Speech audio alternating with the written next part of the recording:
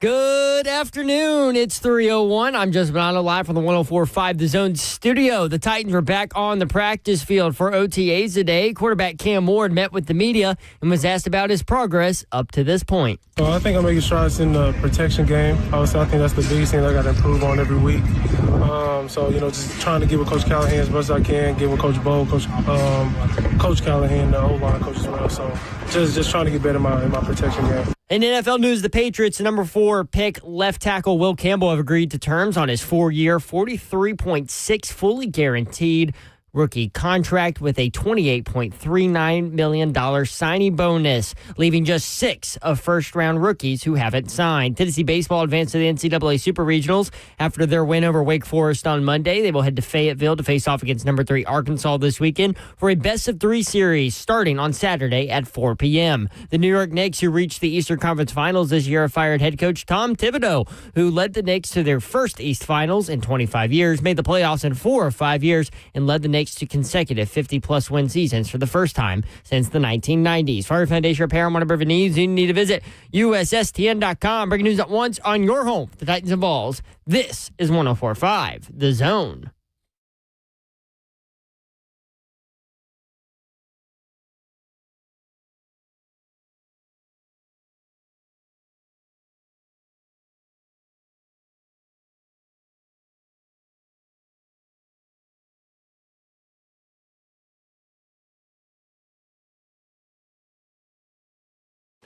Yo, what up, Nashville? 3HL is on the air. Britt Doherty with you on a beautiful day in the Music City. Hope you're having a great Tuesday.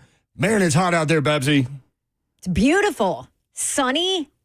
Happy Tuesday. What? Is there a number that we can reach from a temperature standpoint that is too hot for you? No.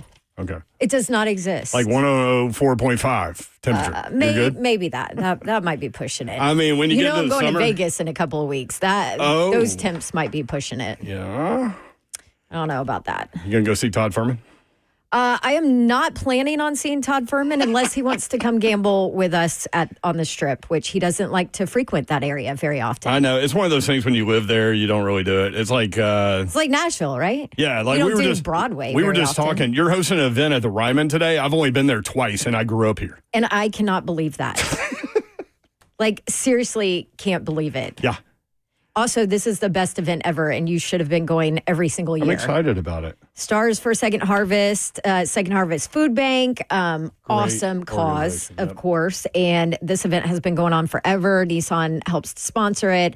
And it's basically a song, kind of like a sit-down songwriters night. You know how songwriters just talk about... Craig Wiseman started it forever. And if you don't know Craig Wiseman... He's written like 350 cuts and 30 number ones, and like every big country song that everybody knows, he probably wrote it. But anyway, so it's this year it's with Ernest and Friends. So they'll talk about some of their songs that they write and then play them acoustic. And then Zach Top will finish it off with a nice little concert at the Ryman. And you know how it is. It doesn't matter who's playing at the Ryman. It sounds amazing. I mean, amazing. Yeah. So the only 2 shows I've ever seen there, I went to Foo Fighters, did a Halloween show at midnight. They were done at 2:30 in the morning. It was amazing. I remember you telling me you did that. I sat right on the stage, too. I went by myself. I had no idea what to expect. I had no idea where my seat was. You know, they have You these... went last minute, too, didn't you? Yeah, they have these... because Foo Fighters were going through this thing with Ticketmaster, so they held a bunch of tickets. Oh. So they released them at a specific time, and I remember I was driving down Belmont, and it had hit like 10 in the morning or whatever. So I pulled over and I called Ticketmaster and I got through and they said, we only have singles left. I was like, okay, I'm in. And you just went. Yeah. So I did. At that time I was doing high school football on My TV 30. So I did the Ensworth game and CPA, I think. And so I went after that and I'd never been there before. So I showed the usher, like all of the ushers are like these sweet older people, all of them. And it's Nashville, baby. Yeah. And so she was like, okay, let's go. And she goes left immediately, like toward the side wall. And then we go down and we kept going down and we kept going down. And she put me in one of the pews, like right next to the stage. So Dave Grohl didn't have shoes on during the show. And he was like, he said he wanted to feel the history of the stage. So he went barefoot, but they all had paint on for Halloween. He had his blue guitar, and it was amazing. And the second time I saw David Nail there, buddy of mine that has, I remember. He probably sounds amazing there. Oh, it's incredible. So if you guys haven't checked out David Nail, check out David Nail because he's putting out new music and he's so talented. There was an article in Rolling Stone about him, and one of the sentences was, if they gave the male vocalist of the year award to the guy with the best vocal ability, it would be David Nail every year. Crazy is what they wrote. So yeah, see him. But now I'm going to go hang out with you. Yay! It's going to be fun. And of course, it's the start of a big week for country music here in Nashville, and lots of fun, lots of people in town that maybe aren't normally in town. So how about some sports talk for you people? Coming up today, guest-wise. Well, let me tell you this. You can watch the show live, YouTube, Facebook Live, Twitter, and Twitch. Twitch, please. Thank you, Babsy. Let's go. At some point, I feel like you should sing along with Joan Jett for this. No. Listen, just because I'm on steroids and I'm jacked every single day doesn't mean you can push me to that. How are the steroids going? You should see how clean my house is right now. Y'all. Mr. Babs has seriously just left at 6 a.m. And I wonder if it's on purpose. Oh, I got to go to work. I'm like, really? This early? But the house needs cleaning. I just organized the junk drawer again. You're like the Tasmanian devil, just spinning around? Steroids or something. No, I still can't hear out of my ears, so I'm hoping that it'll start working. Fingers crossed. Slay Dog is here. Slay! Oh, look, Ross is here. Ross. Hi, guys. Hey, Slay. Hey, Slay. Hey, man, y'all want to hear something stupid? You're not in front of a mic. This is radio. You need to get in front of your mic. Yeah, he's got Potbelly. He's got his peanut butter and jelly shake. He's got everything going on. Sometimes they can just pick up though, Babs. We do have a visitor in the studio as well. We do, yes. For all our Ole Miss fans here, pull that mic over real quick. Zev, can you turn her on? Can you turn her mic on? That's the wrong mic. Come on. There we go. Now it's right. Okay, say hi to everybody. Hi. Hi, everyone. There's Kate. This is Kate from Ole Miss. Kate. You are she's just shadowing, checking it all out, seeing what we do for a living. And Number one, I don't think she wants to do radio, so this will be a great experience for her. she doesn't necessarily know if she wants to do radio. She wants to do broadcast, right? It's a wide variety. Yeah. Exactly. Yeah. You got to be good at everything. I mean, Slay Dog and Babs are good at everything. I just kind of sit over here and just throw lob passes. Slay. I'm just saying, I never thought about doing radio either, so.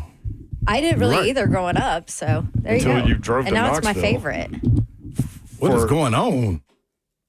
You're making a lot of noise with your mic. My mic is not sitting. Nobody even supposed to be sitting right here in this seat. No Uh-oh. more. Savage sits over there. Yeah.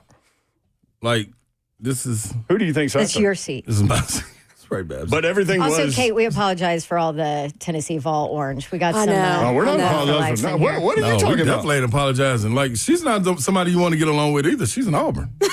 That's not cool. Yeah, I'm an Auburn Tigers. Lane doesn't Hey, like listen, SEC. Yeah. Shout out. SEC unite. That's right. Yeah. Shout out, Always. shout out John right. Barker, who's also an Ole Miss guy. Yes, exactly. Slay, you started to say something was dumb. No. Your knee.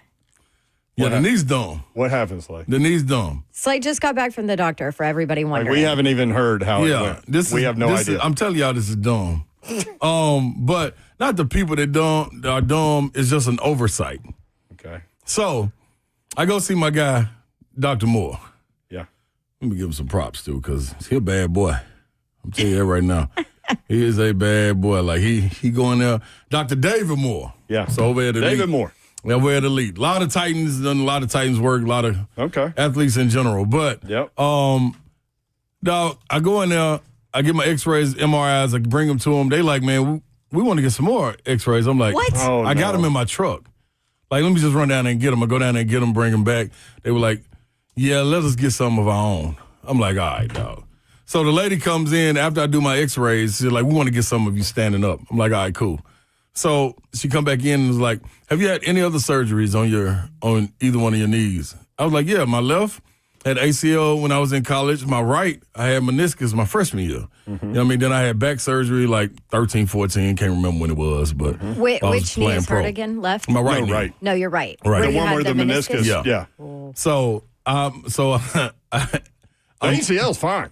ACL looks phenomenal. Your left knee's good. They said it looks phenomenal. Yeah. Like that is a great knee right there. Yeah, it's all so that. he scans back to the right knee and was like, if you would have came to me first, I probably would have never made you go get an MRI. I'm like, what you mean? What's happening? What? He was like, man, looking at your knee, and after what you just told us, they said you had a torn meniscus because you don't have a meniscus. You had surgery on it in 1999. I'm like, you're right. Oh, that so makes it's not supposed to be a meniscus. So I'm like, that makes a lot of sense. so I'm like, what is this? Like, why is it swelling up like this? Like, why can't I walk? Why can't I put pressure on it? So he took me and showed me, and I literally have when I get ready to walk. When I get ready to walk, I have this. This is what happens with no cartilage. Yep. On the inside of my knee. That's why when you get up, it really hurts. No, but when I stand up, this is what happens. So the space is created there, and it's cool, but you don't walk around straight leg like that. Yeah. So it's every time I bend, it's like you say you got a 65-year-old knee, you're 43. You know what? Oh, no. That's knee replacement. That's knee replacement. Slay. no. That's what happened to Big Tom because he had That's knee so many replacement. knee surgeries over the years that cartilage just went That's away. what it is. Totally That's went away. None right there. You don't have any other choice. None. He was like, we can listen, we can kick the can down the road. You know, if something happens, you can do your stem cell, we can give you steroid, we can drain the fluid, and you'll be cool. But now I would suggest, I was like, what do you suggest? Because that's what I'm going with. I don't care nothing about the surgery or anything. Like, put me down, let's get it done. So he was like, yeah, I would suggest knee replacement. He said 6 weeks, you'll be back to new. He was like, how you feel right now is how you're going to feel way better than that as soon as the surgery is done. So I'm like, you know what? Let's run it. It's like life-changing. Yeah, Dude, that's what I heard. Big Tom weighs over 300 pounds, and he Yeah. was like up walking. That's what they said. 20 minutes after the They surgery. said immediately because the difference is you don't have to worry about them ligaments and all that healing because you actually have plastic there. And it's like you good. He was kind of do pissed your about rehab. it. He's like, I can't just like chill. No, you got to get up and get to it. Gotta get Ramon moving. Foster on YouTube. They lied to my dog. Man, they lied to me, dog.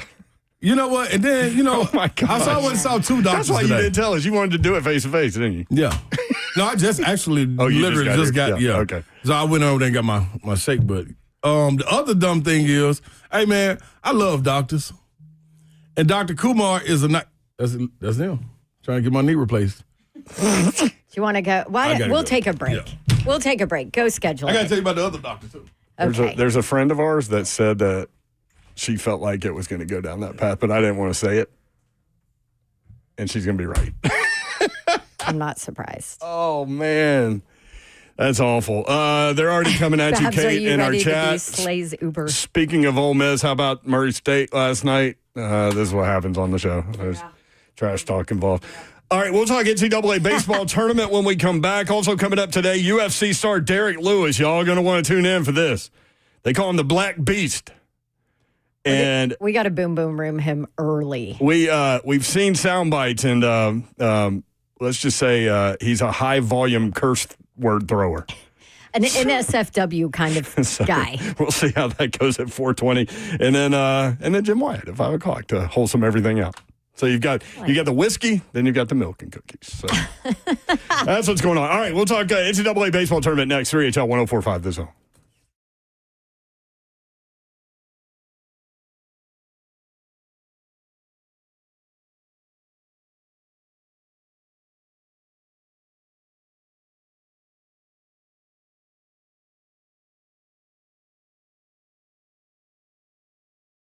Man, we got a lot of hot weather and not a lot of rainy days currently. United Structural Systems there for you no matter what is going on. And sometimes the hot weather leads to foundation repair issues. United Structural Systems is a foundation repair and waterproofing company that has served the Middle Tennessee area since 1994. Let me run some symptoms by you with regard to foundation repair. When it's hot and dry, you're going to notice soil cracking, perhaps, and soil pulling away from your home, leaving holes or gaps next to the foundation. Maybe your bricks are cracking. Maybe your walls are bowing. Doors or windows sticking. Drywall separating. Stair-step cracks in the masonry mortar joints. Chimneys tilting or leaning. You don't want any of these things. They are all signs of possible foundation issues, and your house may be trying to tell you something. USS is here for you. USSTN.com is the website. More than 30,000 100% satisfied residential customers, and they will help you out. They are the experts. They're not going to try to upsell you. They just want to help you get your home where it needs to be. Homeowners trust USS, keeping homes dry and stable. We guarantee your best. Call USS 615-488-7855. USS serving Middle Tennessee, Southern Kentucky, and Western Kentucky. Online at USSTN.com. All right, want to tell you about a big announcement from Two Rivers Ford and what they have going on there. Now offering employee pricing for absolutely everyone. That means you, your mom, your dad, your sister, your significant other, your kids, doesn't matter. You pay what they pay on almost every single new Ford on the lot. And at Two Rivers Ford, what you see, always what you get. They don't do things like add on or tack on service packages to increase the price of the vehicles. Two Rivers Ford, always upfront and honest every single time. And now they are offering you employee pricing. No better time to buy American, and of course, no better dealership than Two Rivers Ford. I love our Two Rivers salespeople. We have two Rivers Ford vehicles in our driveway. Locally owned and operated for over 40 years, home of the non-commissioned sales team, and now home of employee pricing for everyone. From America, for America, that's Two Rivers Ford, the South's most trusted Ford dealer.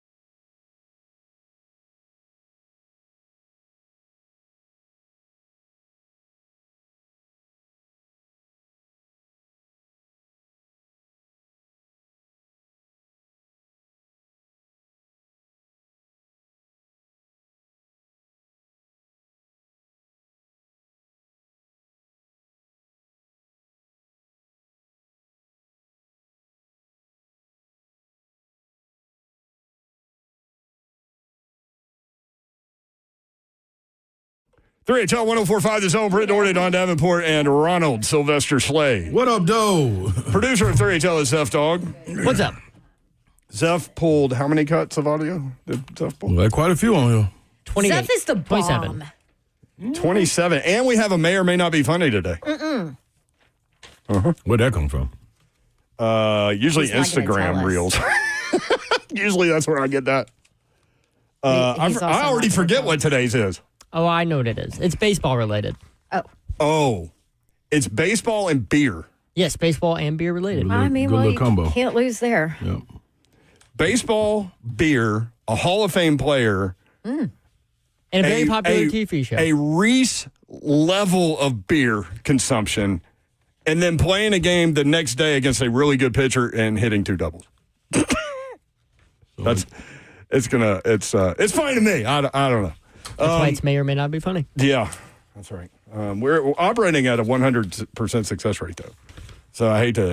Is it 100? Oh, you just jinxed it. Yeah, I'm not afraid of jinx things. So. Maybe a tough one. It's like yesterday. I was like, the Tennessee fans do the clap thing for a guy. I couldn't remember who it was, and Zeph goes, "Dang, I can't either. Is it Manny Marin?" I was like, "No, he's not good enough."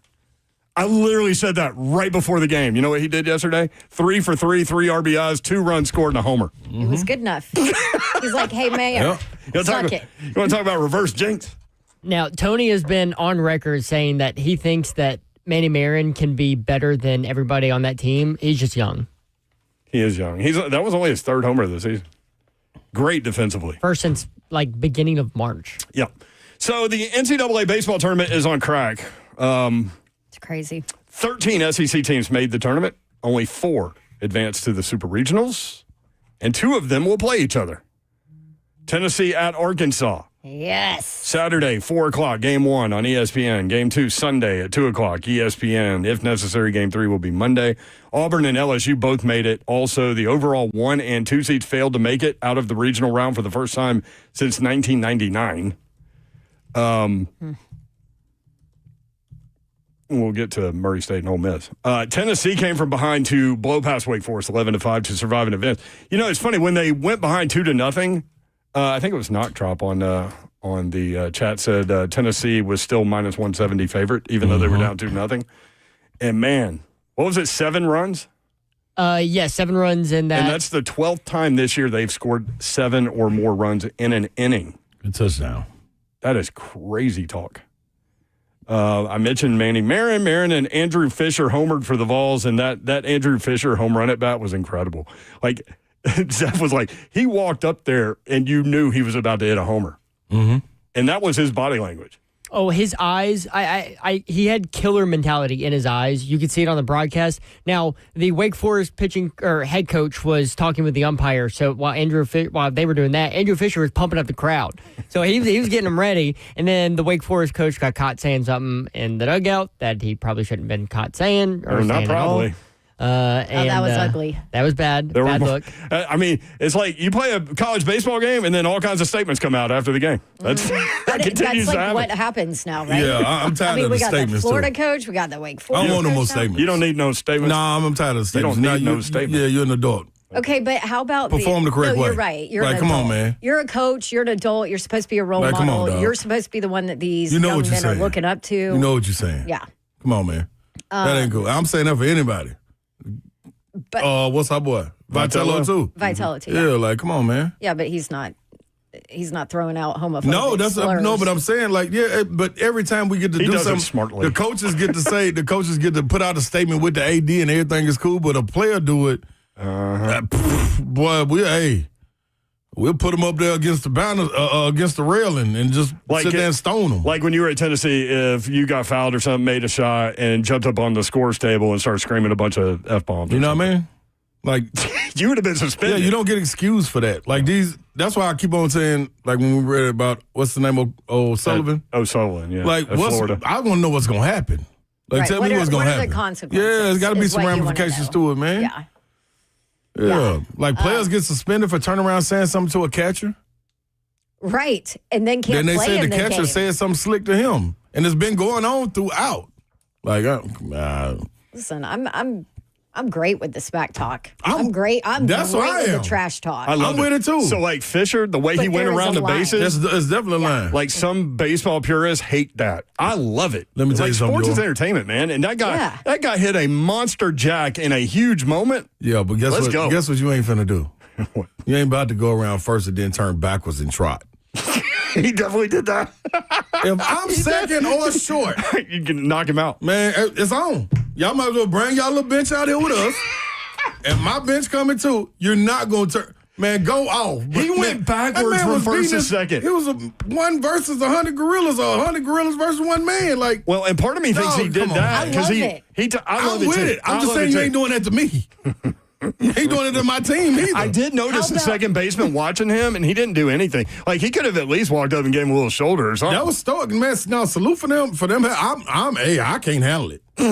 I'm just speaking. The other for me. part I of can't that handle is it. he went backwards all the way to second, and then he turned around because he knew their dugout was there. Dude. That's why he turned around. Hey, so he I could just- face their dugout. I would have beamed the next guy up. How about Georgia with their shirts unbuttoned all the way down? Man, and- chains hanging. I'm like, they playing real live park baseball. What Georgia was doing. I mean, I'm watching them. I'm Park like, baseball. what? Are we Serious. I meant to bring that up. Listen, I am with it. Now, I don't want y'all to think I'm the fun make fun police. of them, and I'm going to rag on them for Hey, it and tell I'm them just that saying they you ain't look like doing a it bunch against of me. jerks. But Now, what we saw from Liam Doyle and Andrew Fisher last night, no, Tony We'll get to Vitello. William Doyle. We'll Tony get to William Doyle. Vitello told us that this team is not like 2022. That's right. But they had a little 2022 Oh, they in did. them So last that's why night. they did. That's why I want yesterday. to circle back around. That's why I want to ask the question again. Did they flip the switch? Because they looked like 2 years ago, Tennessee, yesterday. Now, this is what I'm trying to tell y'all. I couldn't wait for us to get to this conversation. That's why I kept on telling y'all they suck right now because we knew how talented they were. 7 of the top 100 That's what I'm players. telling you. Yeah, Like, yeah. there's no reason for you to lose 6 series. They're going to set draft a records. month and a half. You just keep losing. Come on, dog. We know the man bragged about it when we was at Sounds little baseball not First little Horizon baseball Park. First Horizon. We're at that fall Dude, game from the Vols. We there. He sat down there and talked to us for about 25 minutes Tony Vitello, and then he talked to us in the break. about how y'all think this team is good. Wait till you see the team that we're going to get next year. Remember, I even talked about one of the guys that committed. You say you can't ask him that because he can't speak on it because it wasn't official yet. Oh, yeah. But he knew they were loaded. So when they losing like that, hell yeah, they suck. Brandon on That's YouTube. the bar. If you get called an F and F and then hit a home run, you could do cartwheels around the bases. You absolutely I can. don't disagree. By the way, You're not saying that part of it. how gangster was that? That's Oh, you want to call me that? well, I got something Yeah. for you. It's right on Well, camera, that's and something for you. everybody can And then read your Liam lips. Doyle did the same thing. Yep. Hold my beer. I wonder if Wake Forest just lit a match in that group and, Hey. and an atomic It was bomb already went lit. off. It was already lit. Liam Doyle, It was lit. man, him coming out of that pen when they were going to him, and he goes up there. I think it was actually the second inning where the dude took a timeout and he got off the mound We'll and he get said, to that. "Woo!" We'll get to that. we need to start the Liam Doyle Brandon discussion. also said the villains are back. They're back. We need to start the Liam Doyle discussion. For those that don't know, Liam Doyle is the ace of Tennessee staff who came over from Ole Miss. And, I mean, basically has been, outside of a couple of appearances, has been unhittable, really. And we saw him throw at First Horizon Park. You're talking about 99 from a lefty is a lot different than 99 from a righty. I know it doesn't probably seem that makes sense, but the movement is different. Coming off and lefties typically can't throw that hard. I mean, there are obviously cases, but 99 coming out of that hand is a lot different. So he comes in. Let me start with this. Chris Lowe, we continually tell y'all, Chris Lowe drops nuggets during the show without calling attention to low dog nuggets. Like, he doesn't call attention to it. Like, he literally said, I'll tell you one thing, I'll guarantee you that the SEC is going to 9 football game conference schedule in 2026. And he said it in passing. So, you have to be listening to these things. But the other thing he said was that ace starter Liam Doyle would be ready to roll in relief and that he had been in Tony Vitello's ear and that he expected him to pitch yesterday. So when he went to the pen, if you were listening to Thursday Show yesterday, you were like, okay, I get it. Like, this was planned. And so he was an absolute python when he entered the game. He choked out the Demon Deacons. I mean, choked them out. Python. He Where'd choked you them pick that? out. I've never heard you call somebody a python. Yeah, he squeezed Where'd all that of come the from? he squeezed all of the oxygen out of their collective necks. Like they could not breathe in the box. Dang, Mayor. So he enters the game with 2 outs in the 7th with a runner on first. The Vols led 8-5, but the tying run was on deck. He struck Lewis out swinging to end the inning, and that was it. He faced 7 batters, struck out 5 of them to end the game and send the Vols to Fayetteville. To Zeph's story, I don't think I've ever seen this in baseball. Have you? No. Where a pitcher is on the mound, so a batter can call one timeout. And Wake Forest has been known to do this. I haven't watched them this year, so I didn't really know that until they played Tennessee. But so the batter calls timeout, and Liam Doyle looks at him, and the camera is on.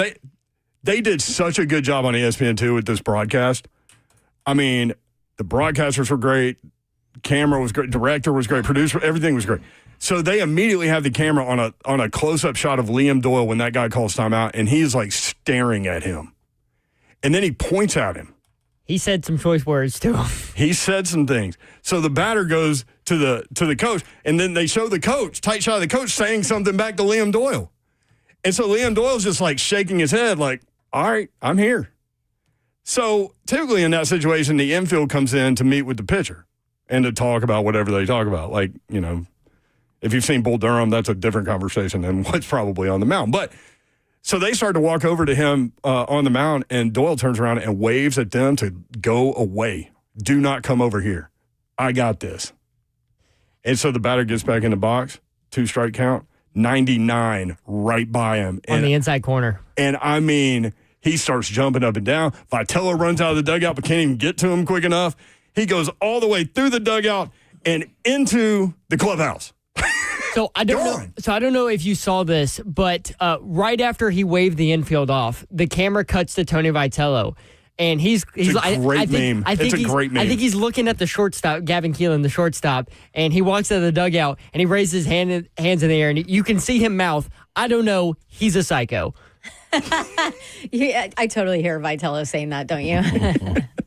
So anyway, he comes back out in the 9th and just, dust it up. But, just squeeze the life out of Wake Forest. And brilliant move by that kid. And Chris Lowe tweeted something that was really good. Do you happen to have that, Dawn? I know you texted a response. Here it is. I do. We don't celebrate team. Oh, I'm sorry. Go ahead. No, you got it. Go. You go. We don't celebrate team like we once did in college sports. Coaches, players fixated on cash, opt-outs, portal hopping, pro stock. But Liam Doyle, projected top 5 pick, coming back after throwing 104 pitches Friday and closing out Vol baseball's win over Wake, is the epitome of team. So something with So that, true. a story that kind of flew under the radar with that is Chase Burns, which all Tennessee fans remember Chase Burns. Transferred to Wake Forest. Very high, high regarded freshman, pitched a great freshman season. Very talented player. And he got moved to the bullpen because he had some struggles in his second year, and then eventually left and went to Wake Forest. Well, one of the reasons he's left is because he didn't want to be in the bullpen. And that's where Tennessee felt that he was the most helpful for their team. Tennessee ended up winning the national championship. Well, he was asked about that national championship, and he goes, "Well, yeah, I'm happy for him, but a national championship wasn't going to help me. I wanted to be that top overall pick. He ended up being drafted number 2. Like, congrats on the national championship, but I was looking out for me." Which is fine. Which is fine. And Slay talks about it all the time. You got to make your money when you can, and Chase Burns did. But seeing Liam Doyle go out there and put his arm on the line. 104 pitches 2 days ago, and he went out there and dominated the way he did when he didn't need to. Like, we don't see that a lot in college sports anymore, where a guy will go out there and do that. He was throwing gas, too. And for a starter to go to the pen like that, basically, I guarantee you, he was told, "Hey, man, give everything you got for as long as you got, and then we'll get you out of there." And he had enough juice to get through it. That was really cool. Props to Murray State. They are headed to the Super Regionals for the first time ever. They'll take on Duke after surviving in Oxford. The Racers led 12-3, but Ole Miss came back to get within 1 at 12-11. But Murray State closed it out to get the biggest win in school history just a couple hours up the road. I'm sure they were partying big at the walk-up Dairy Queen last night in Murray, Kentucky. Congratulations to those guys. Big win. We have you know. We have reached out. You've reached out to Tennessee. Zeph, to get people on? You've reached out to Murray State for their coach as well. I have reached out. We should be getting a Tennessee player sometime this week. And then I did reach out. Haven't heard back from Murray State, but we'll keep close eye on it. Come on, guys. Did you see what they tweeted? Yeah. That was Talking about Murray State? Yeah. Yeah. It's pretty good. What was it? Definitely It just meant more. It just meant more. Yeah, Yep. that was good. And it was the team pitcher on Ole Miss's field. You got to stay in the moment. How much did you enjoy that baseball game last night? It's pretty dope. Pretty dope. This is what we've been privy to the last 5 or 6 years. Like throughout the entire baseball landscape. Like when Ole Miss won it, when Mississippi State won it, when Florida got hot, LSU watching Skeen run through it. Like, dog, I'm not a big baseball guy. Like I watch my nephew play it. I'm watching it because Tennessee is cold-blooded now. Again, Even though they sucked. yeah, 2 weeks ago. That's what got. See that right there. Part of why it was so great. That right there is the reason why I keep on trying to tell people like we don't need to move the bar. Like it's if that's where it's set. Vitello did this with his program. We didn't do this. We just fans watching the game, cheering along like, hell yeah, to my guys, let's go. But they set that bar right there. Yeah. So when you come out there and you perform underneath that bar, you suck. Ain't no ifs, ands, or buts about it. I'm sorry. And us as fans can't be like, nah, man, they all right, man. I'm telling you, they gonna get nah, man. Them folks right now, they suck. Yeah, so we if had this debate team about don't that. go to Omaha, guess what? This team sucks. They still had a great year. And guess what? Loaded with talent. But where that bar sit, it's no longer let's get to the regional or let's get to the supers. That's not their goal no more. The big picture part of it to me is I love baseball because I love baseball. But college baseball, the way it is played right now, is so entertaining. It is. That I think it's drawing fans to a sport that might not have been there before, where all of these antics and actions were once deemed inappropriate. Mm-hmm. And now, like, you do have a guy going around the bases backward. Yeah. and it leads us to conversations like, what would you have done if you were the second baseman? I'd have knocked him out. But it's a trickle down. It's a trickle down effect, man, from the pros. So when the pros get to playing like this, you see the Acunas. What was it? 2-3 years ago when Atlanta won the World Series, the fun that they were having in the dugout was next level. Everybody was looking, and I love like, it. People were pointing at them like, "Come on, man, this ain't the way you treat the game." With Guillermo Heredia and the pink sword. Yeah, you know what I'm saying? But now you look at college baseball, and that's everybody's adopted. Yes, you still got the purists in there. This is the way we're going to do it. But like Vitello said, man, these kids don't have this moment. They don't have this moment much. Let them have it. We're going to be disciplined and get through it. But, man, the emotions of the game, man, you want that to run through these guys. They don't have this forever. Yeah, I wanted to definitely But the hit on bar's that, there, the though, entertainment part of it. Don't bring that bar. I'm telling you, bring that bar down. You're going to be looking around. That's when people going to be looking around just being all right. And you can't be all right and be at everything school. Just saying. I was just looking at it from a big picture standpoint that I thought they'd be all right. But each team is their team, though. We differed on what the definition of the word suck was. I understand completely Man, your folks point. suck right then. 6 series lost. Look at they them. don't now, that's for yeah, sure. but that's what I'm saying. I kept, man. That series with y'all, Arkansas, Tennessee hasn't had very much success against Arkansas. Certainly Tony they haven't. Vitello hasn't. Arkansas already This took is 2 of beautiful. 3 from them earlier this season. So this one's going to be live. Let's make it beautiful right here. It's going to be fun. And again, that's Make coming it up beautiful. Saturday, Sunday, and perhaps Monday. All right, more 3HL when we come back. Hear from, Titans people next. 104.5 The Zone.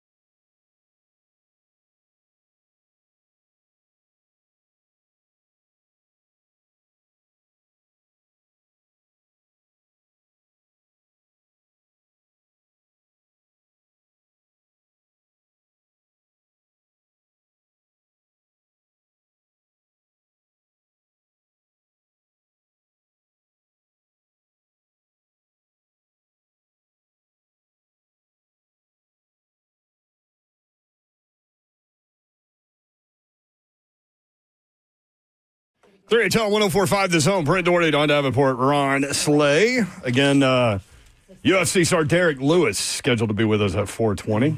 Jim White at 5 o'clock. Another OTA practice session today out there on the Titans practice field. We'll get to Brian Callahan in just a second. But since we're on baseball, let's leave baseball with this. This is something that we call may or may not be funny.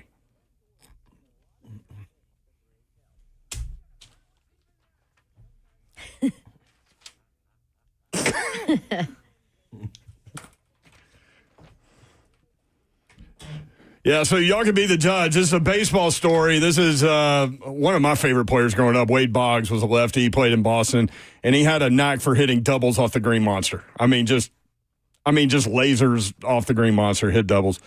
This is a story about his ability to drink a lot of beer. So if you've heard Reese and Laura on the show, Reese will be proud of this. But this is may or may not be funny because it may or may not be funny. Wade Boggs' drinking record, okay? The man's a legend. He drank 50 beers on a cross-country flight and then absolutely destroyed the Seattle Mariners the next day, okay? That's why we're doing this, to honor his memory, okay? May rest in peace. First off, Wade Boggs is very much alive. How many did we realistically drink? It was on one of those flights from Boston to L.A. and playing blackjack on the plane with a bunch of guys. Actually didn't know one of the guys was counting. And he says, Boggsy, do you realize you're about at 45 right now? So we ended up with 73 for the flight. Then we just, went out and had a good time and went to 107. Some say 50, some teammates said 60, some said as many as 70 beers. Which, to be honest, is an absolutely insane amount of beer. Nobody can drink that much. Not with an attitude like that. Perhaps. Next day, Mark Langston was pitching and went 2 for 3 with 2 doubles off of him. And so, wow. Like they say in Hollywood, the rest is history. So David Wells, was that funny? It's more like shocking. Your jaw is like dropped. That's he drunk 107 beers? That's what they said. There's no way. I thought it was everybody all on the of plane. them. Okay, I was about to say. He had 50. Yeah. That's nuts. And then played baseball the next day. Are you trying to do the math, like the number of hours on the flight? And No, you're I'm playing just trying to figure blackjack. out, You're playing blackjack, so stuff's going to start to roll a little bit quicker. Yeah, but when you're sitting and drinking, it's different. But like that's I mean, 50 beers, dog. How they even have that many beers on that flight? Oh, they loaded. Well, that was a back in the day. Team flights, yeah. Hey, have you heard the stories about Slaves team's bus? And they were a college basketball team. I mean, that's a good point. And that was a bus. Yeah, it was. So the story about David Wells threw a perfect game the night after a bender like that, and he said he was hungover when he threw the perfect game. And he kept having to go in the clubhouse and get the towel on his head. And What are we teaching these kids? yeah, don't do that at home, kids. I said that on the air. Like some of your best, I say practices. Some of our best practices were nights that we were up till 6, 7 in the morning. I'm not gonna lie. One of my best spring I'm practices telling you, was. it's a different focus, man. Now you crash after, Oh yeah. you know, but We had a That's a good sleep too. 5:45 a.m. practice one spring. Your girl walked in. Her teammate said, "Take a shower right now before you go out there." Best Because practice. you sweat beer. Exactly. Yeah. And she was like, "You stink." Best practice I ever had. Earned my nickname DMAC, defensive machine. That practice. hey, man. Early on, yeah. So hey, sometimes it makes you focus. It even does. more. It does. I used to look at some of my teammates like when I knew they were fried, I'd be like, boy, you own it today. Mm-hmm. Like I'm not telling you come to the game like this, but boy, I'm not telling you what to do. you can transfer a little bit of this energy to that game. Whew. A little focus. Yeah, Y'all are amazing. because you're so worried about being called out. Yeah, Lethal Latin on That's what it is. YouTube. Wasn't there a pitcher that took acid in the 70s for the Pirates and pitched a perfect game? I don't know, but I do know the We Are Family Pirates were known for being on cocaine during games. What? Yeah. This is crazy. And then there's the linebacker for the Cowboys. I forget who was it. Anyway, yeah, they found cocaine on him during the game. Well, Cowboys. 70s and 80s, man, things were going a little bit crazy. A little different. That's funny that you could practice so well coming off a bender. Oh, Man, Tell now me. afterwards you feel man, terrible. you like rough. And then you kick the Coke machine and break your toe on one of those things? I did. That was not that same morning. It's another morning. That was a different morning. Zeph, you got info? Yeah, the pitcher was Doc Ellis, and he was on LSD. Pitched no-hitter versus the Padres. On LSD. Can you imagine being a batter's box and some guy's throwing 95 and he's on LSD?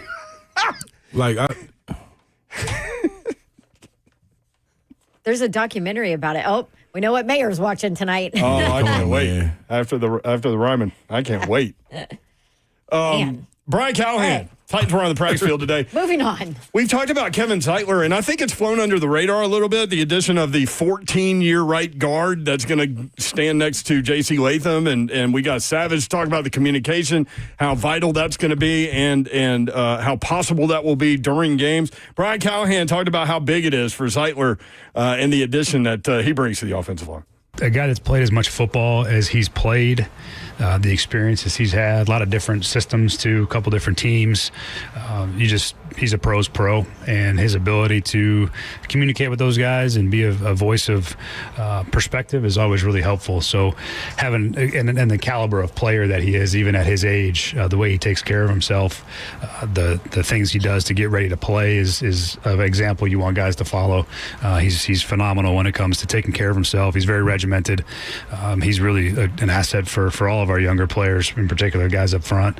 It's good to have him here. I think you know why they brought him in, huh? Oh, for sure.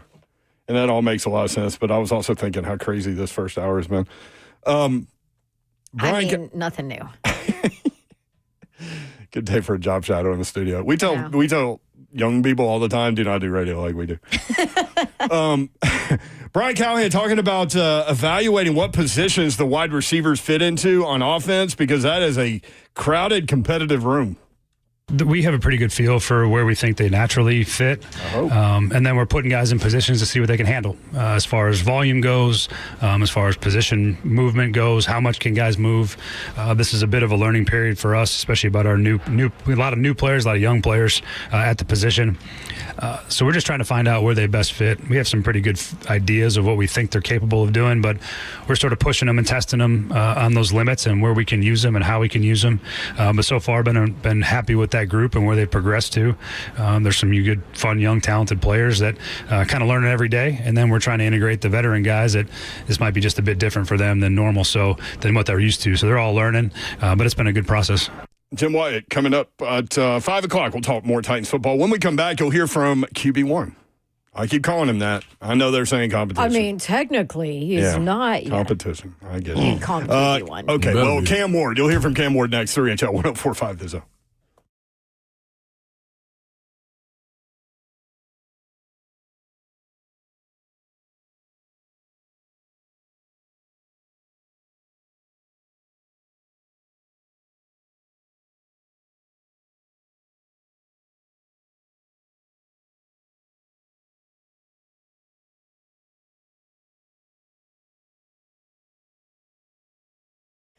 All right, if you are maxed out on credit cards or struggling with high interest debt, you can pay it all off in days. That's thanks to Loan Pronto. And Loan Pronto's rapid equity loan. Loan Pronto was actually started by a guy named Roger Moore, the owner, the founder, who thought that it needed to be easier and that there could be a better way to not be buried in paperwork, make it more of a quicker process to get a loan. And now they are really diving into helping you get cash out now without touching your low rate first mortgage, no appraisals, no waiting. That is the Rapid Equity Loan Program at Loan Pronto, and it's amazing. Instant approvals, low rates, no hard credit pull up front.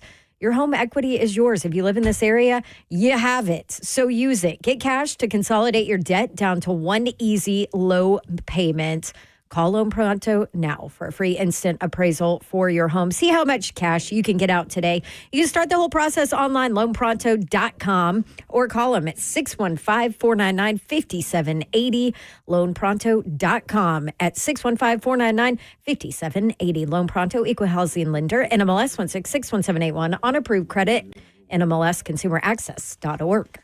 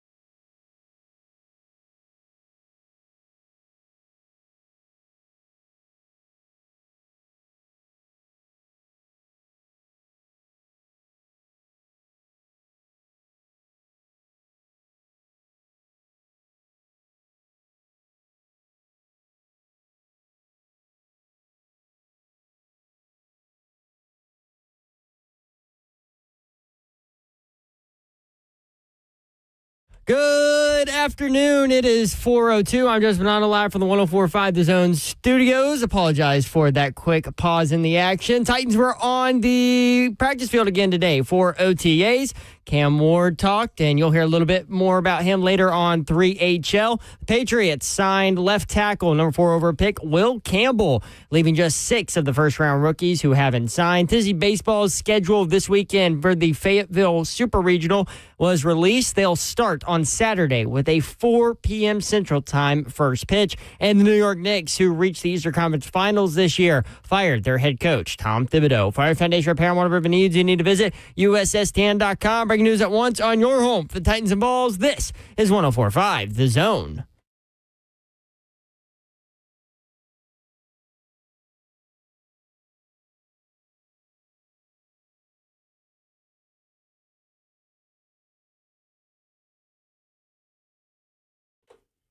.3HL 104.5 The Zone. Brent Doherty, Don Davenport, Ron Slay with you. Producer of 3HL is Zeph. Happy 1-year anniversary, Zeph. Appreciate it, guys. It felt like 5 minutes. Somebody put that in the chat, and then Zeph went back and saw his first tweet about producing his first show, and we were like, wow, 1 year ago today. Feels like 10 years. Yeah. Been around forever.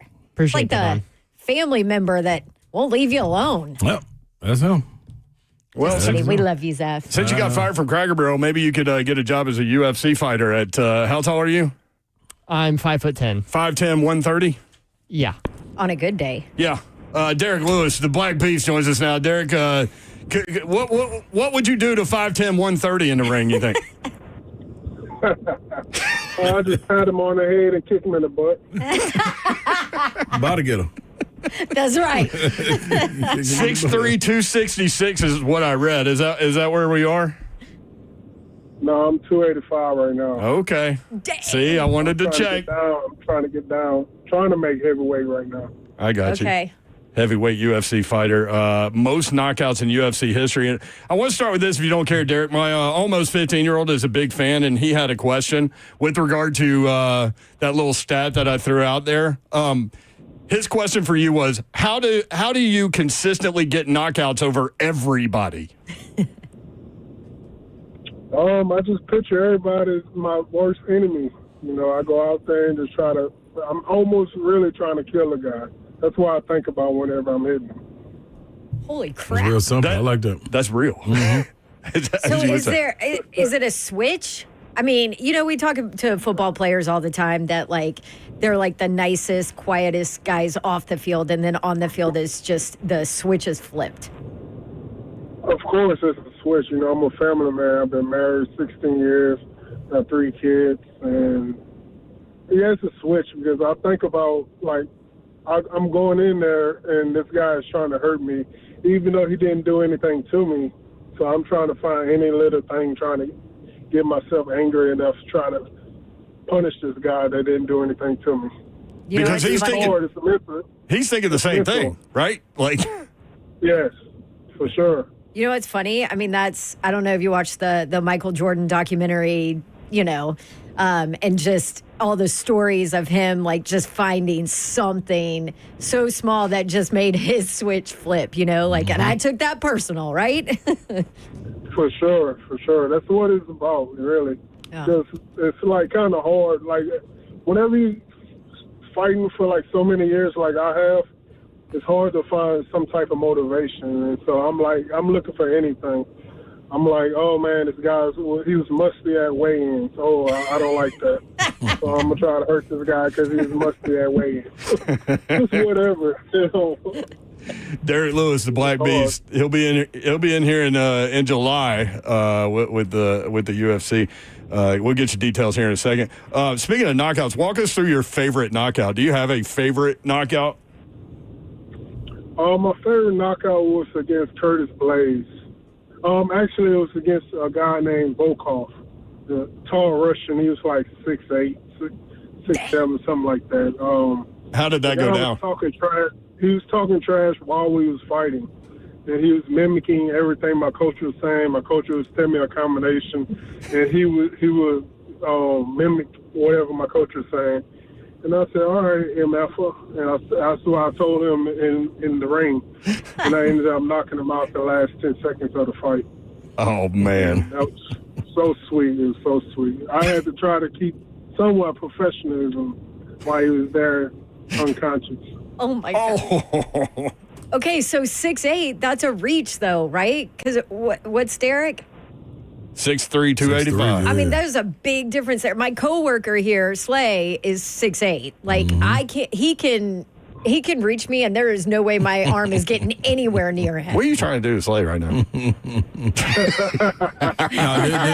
Listen, man, everybody understand they realm that they stay in, man. Derrick got his, and I most definitely got mine, and I'm not coming nowhere near his.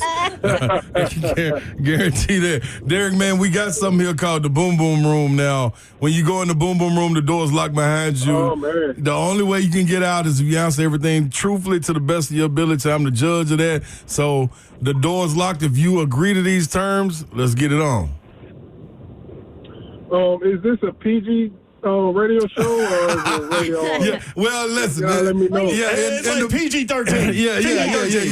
It's a couple words you can slip in there, but in the Boom Boom Room, outside of the work area, it's everything goes. Does the guy that pressed the buzzer, like the bleeping, has arthritis in his finger or no? No.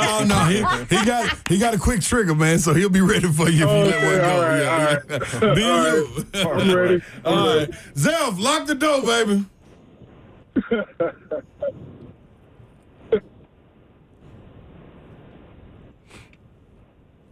All right, we got Derrick Lewis joining us in the Boom Boom Room, man. All right, first and foremost, man, give me the background that got you into fighting. Like, what made you say, you know what, that could be it. That could be me. I got locked up for fighting for free in the street, so I said, man, let me go ahead and get paid doing it. They ain't playing that with me. Make a lot of sense. Now, born and raised and bred in where? In Louisiana?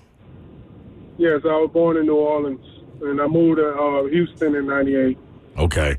All right. So, what's the biggest difference? So, if you asking me about Tennessee versus Georgia or Tennessee versus Florida, like, I can tell you the cultural difference. What was the biggest difference that you seen in Louisiana versus Houston, Texas, all around?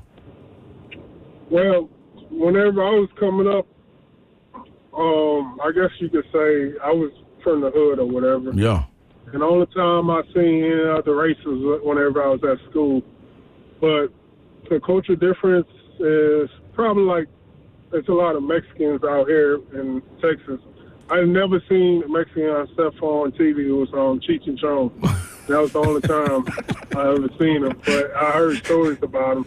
But that's the big difference between New Orleans and Houston. So since you done got acclimated to Texas, man, and with the Louisiana background, we got Sunday coming around. You taking soul food or you want tacos?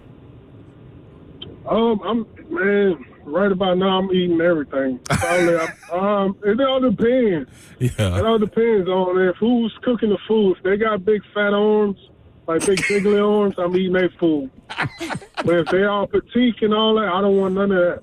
I don't want none of that food. So they gotta be at least 400 pounds breathing over the food. If you see a skinny chef, you're staying away from that. Yeah, you got to, man. They not eating it. They can't be good. They can't be. Ain't no way they getting full and not eat. Yeah. All right. And so let me ask you this. One guy that you could think back, because you transparent, you in the Boom Boom Room, the door's locked. It's just two brothers sitting here rapping, man, having a good conversation.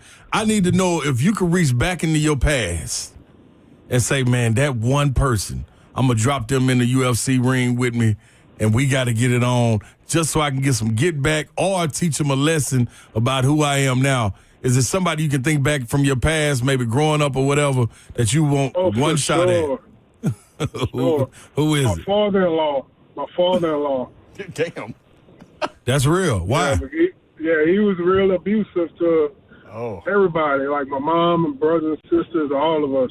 And I wish, even though I look back now, like back then, I felt like he was about 6'8" or whatever. Mm-hmm. But he was really like 5'6".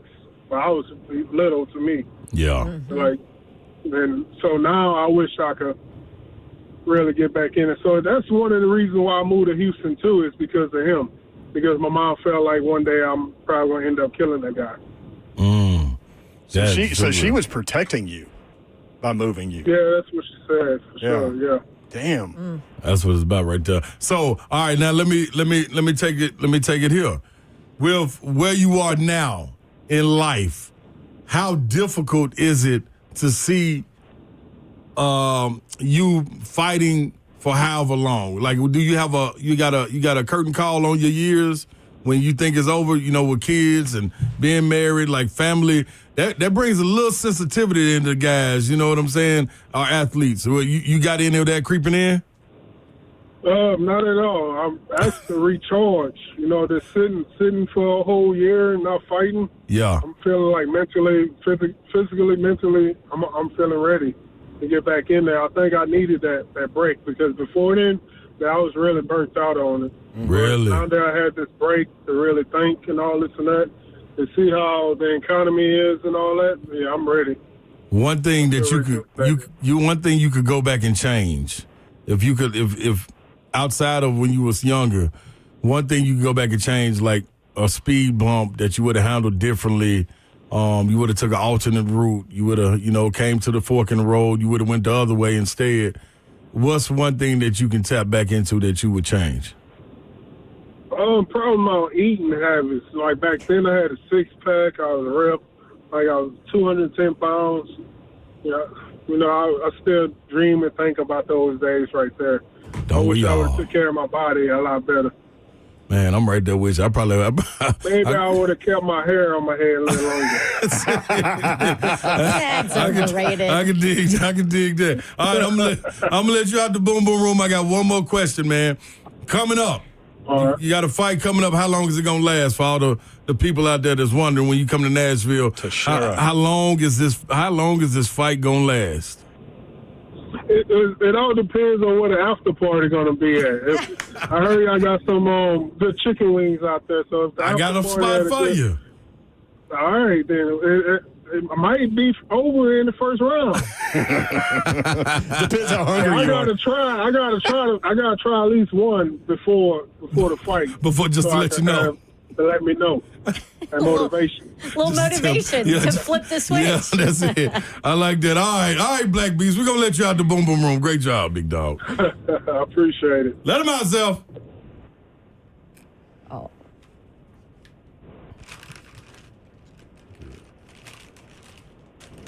Hoorah. Derrick Lewis just bringing the real with us on 3HL. The Black Beast is a nickname. How'd you get that? Who gave that to you? The gorilla is my favorite animal. So, that's the reason why I pound on my chest and all that for years.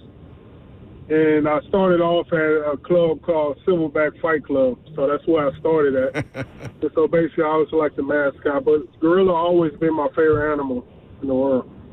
So that's why, the Black Beast. UFC Fight Night, Derrick Lewis, Taliesin Teixeira. What kind of fighter is he? I'd say that he's about 6'7" or whatever. Oh, man. Hopefully he's like a kickboxer or what.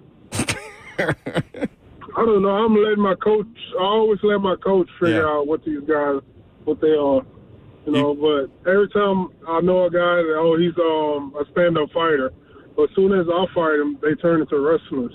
They want to go to the ground, this and that, and try to hold me. Yeah, but hopefully he's a stand-up fighter, be an entertaining fight. I'm going in there in shape. I've been training for 4 months straight, and I'm trying to come out there and get a W. July 12th. Celebrate with some Tennessee folks. Yeah. There you go. July 12th, UFC Fight Night, Derrick Lewis, Taliesin Teixeira, the full card at BridgestoneArena.com. That's where you can get tickets and everything there. What's the you talk about the training for 4 months, the getting in shape, the food thing, you wish you could have gone back and take better care of your body. What's the most difficult part about what you do when it comes to prep work? I guess you'd say the driving 50 miles every day. Well, 50 miles, like 100 miles basically every day, back and forth to the gym. to train? You know, that's probably like the most difficult thing because I'm not just driving a Nissan Altima back and forth to the gym. I'm driving some cars that I'm supposed to be putting miles on. Oh. That's probably the most difficult thing. Are you a car guy? Yes, I love cars. Okay. What do we have? Yeah, what's your favorite car? Best? I have just about everything. I have 765 McLaren, got a Aventador SV. I got a Porsche RS, the new one. Got the Pista, STO. You too old. You too southern. You too southern not to have no. Too southern not to have no old schools down there. Drops now. No, I want a Lincoln. I want an old Lincoln. I got a partner got a 72 Lincoln, man. When you get up here, we might have a little conversation about it.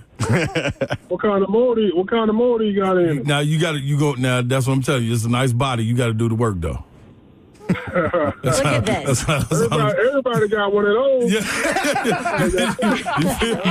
you feel me? Just saying, you know what I mean? If Ron Slay and Derrick Lewis do not hang out, it sounds like it's a link up. It sounds like it's a link up coming. I will be shocked. It sounds like real one link. I don't want no oil leaking. I don't want no oil leaking in my driveway.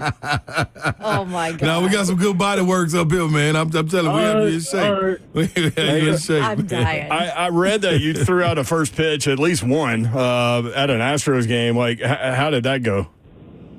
Man, you already knew how it went. If you read it, you already knew I did terrible. No, I didn't. I saw the tweet. Your take on I saw it. the tweet. So we've all done it too, and it's a little more challenging than people think. Yeah, it's very hard. You know, I throw baseball. I used to throw baseball all the time. And the ball just felt like so small in my hand at the time, and I'm nervous, people clapping and cheering. And I'm standing on a mound where all these other guys in Astros won the World Series, and all like it was just so crazy just to be even on that mound like that. Mm-hmm. So I choked. I ain't gonna lie, I choked. Dang, that's all right. Slay did too when he We all been there. We all been there, D. Lewis. Yeah. Don't even trip, man. I was right there too. I redeemed myself. I redeemed myself last year in St. Louis. Yes, I ain't going back.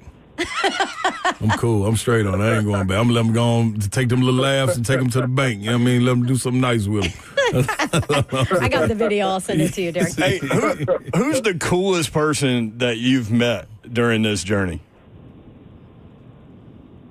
The coolest person, like fighting wise, or no, just like just at all because of your fame, like just what you know, somebody that kind of meant something to you that you met this person.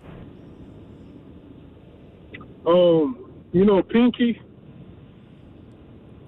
You sound old enough to know Pinky. Nah, hey, wait. We talking about the little short Pinky? Yeah. Oh man. Did you wait? Let me first ask this though. Did you meet Pinky? Did you meet the early on? Did you meet the early on Pinky or just later Pinky? The new Pinky, oh, man. Pinky. Okay, that's what's up, man. The new Pinky. No, I don't think new Pinky, man. Hey, a lot of donuts and stuff going on with the new Pinky, man. I love that drop right there, Black B. You got it. This is one of them if you know moments right there. Yeah, that's the Boo Boo Room talk, man.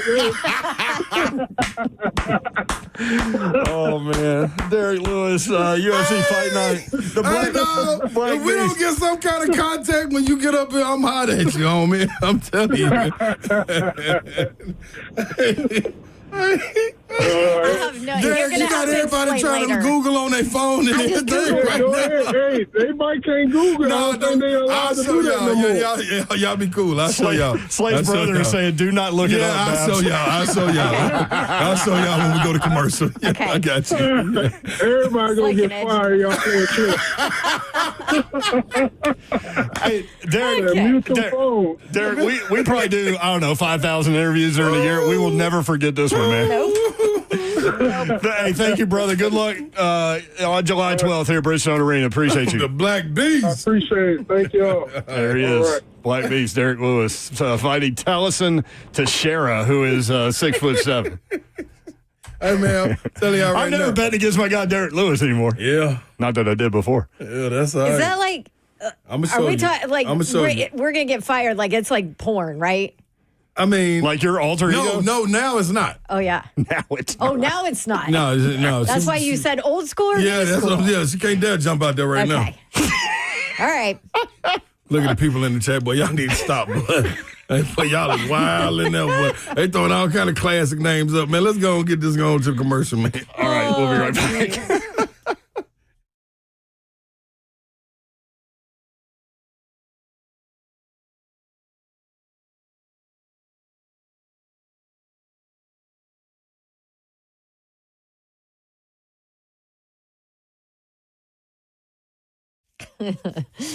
Oh boy. Hey, what the hell is 3HL, right? Okay, want to tell you about VIP Play. Maybe you heard me talk about Zen Sports. Well, VIP Play app is now the upgraded, awesome version, and you can go claim your VIP Play welcome bonus. You make a first bet of $5 or more, you'll get $100 in bonus bets instantly. Use my code DAWN, DAWN, TN, and go ahead and jump in on the new VIP Play app where everyone gets treated like a VIP. You can check all the info out on VIPPlayApp.com, exclusive here to Tennessee. And they have the VIP Players Club sweepstakes. Every bet you make on VIP Play gets you entries into the sweepstakes. 1 entry per bet, 1 entry per dollar bet, 10 times your entries on parlays and same game parlays. Very cool, and a whole lot going on. Live always, 200 plus leagues to bet on, numerous bet types, props, and options. And if you have a bet in mind and you can't find it on any sports book, guess what? The VIP Play team will create it for you. Check out those specials page daily for bets you can't find anywhere else except in Tennessee. It's the VIP Play app. Download it on your smartphone. Gambling problem? Call 1-800-889-9789. You got to be 21 and older and located in Tennessee to bet.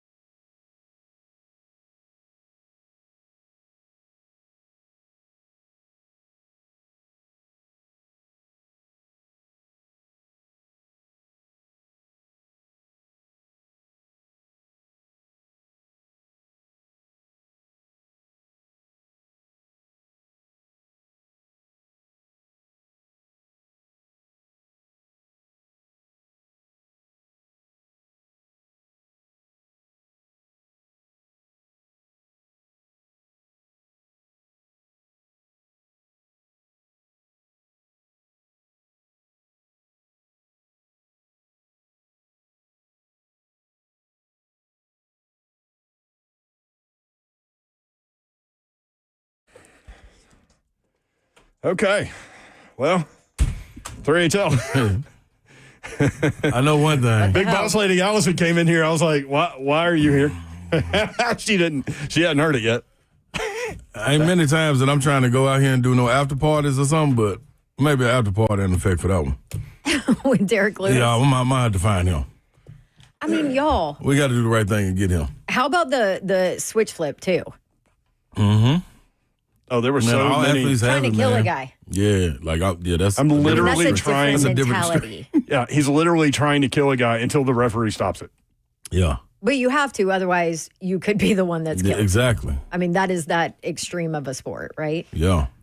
Like that was the only time I heard something like that was when they interviewed Tyson, and Tyson said, I do my gloves like this to try to pierce my knuckles through the cushioning of the pads in the gloves. Because he wants to feel it. He want to feel his knuckles hit the guy's face. And like yeah, that's different. William, my stomach is hurting. No, that was good. Slay, you wild. That was good. Leave the Latin. I'm going to be listening to that segment again. That's good. I'm going to have to get him in the boom boom room. The other boom boom room. Your YouTube boom boom room? Yeah. The other boom boom room. That was it right there, boy. Oh, that would be. Now, that's not PG-13. Yeah, that could be rated R. Yeah. Kids, be careful. Hey, to his credit, he did not drop a single curse word. He knew it. He said it. Did you tell him? Did you warn him? No, I did not. I forgot because he kind of did it right at the update. And so, because he came a little earlier than we were expecting. I mean, he kind of asked. So he did ask. Yeah. That was like, dope. how far can Which I go? we said just reading the room. Yeah. Just reading the room, trying to get it all together. But how real were the answers, man? You know what, that was wide ranging right there. Do you know what I really wanted to go back and ask, though? It just didn't fit towards the end. Well, like, for those that don't know, and he mentioned it, he said the reason he fights, he figured he'd do it not just for free, and he talked about being locked up. So he was sentenced to 5 years in prison, served 3.5. Mm-hmm.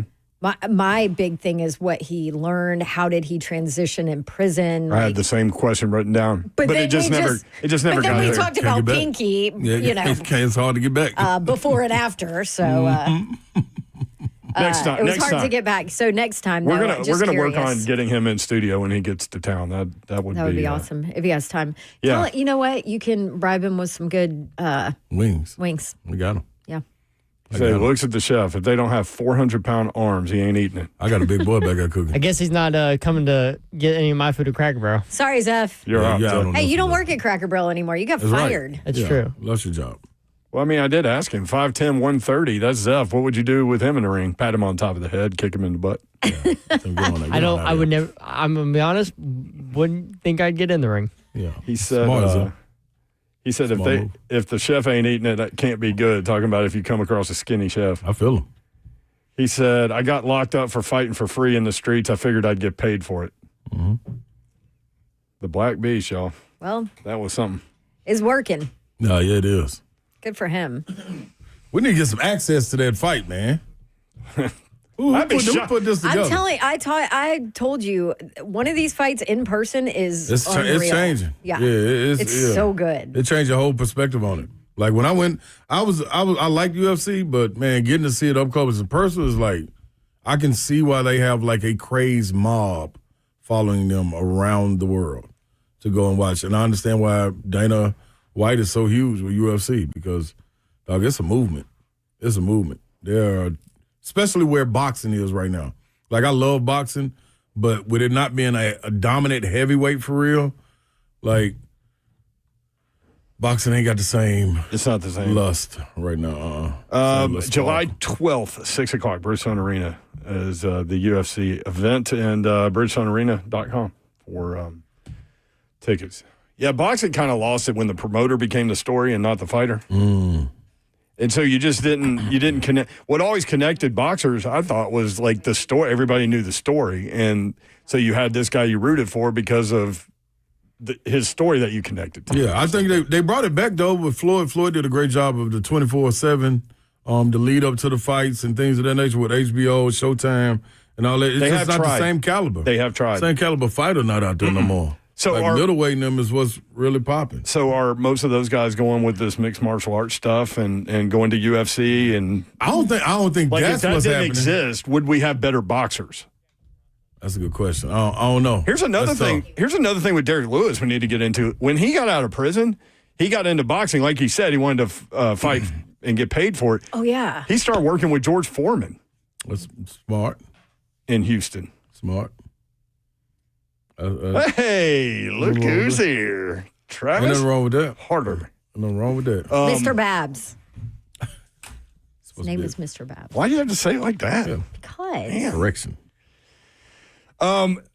Remember we told you about a running back that's a tight sign, and we were trying to figure out why they gave him a 2-year deal? Yes. I need to hit this. This makes so much more sense. This from Zach Lyons today. As of this writing, he wrote, both Spot Track and OTC have the contract details for new Titans running back Tyrion Davis Price as a 1-year deal, not a 2-year deal, as reported yesterday. 1 year, $1.03 million, no guarantees, makes a lot more sense. You can cut the guy now. You know what I mean? Yeah. And so you have a camp body.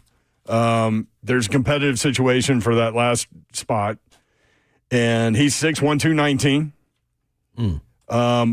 Played for the 49ers and Eagles. San Francisco took him in the third round of the 2022 NFL draft out of LSU. The SEC guy listening might remember him from LSU because my man went wild against Florida. 287 rushing yards against Florida, which is an LSU school record. But he only has 43 carries for 127 yards and no touchdowns in 3 NFL seasons.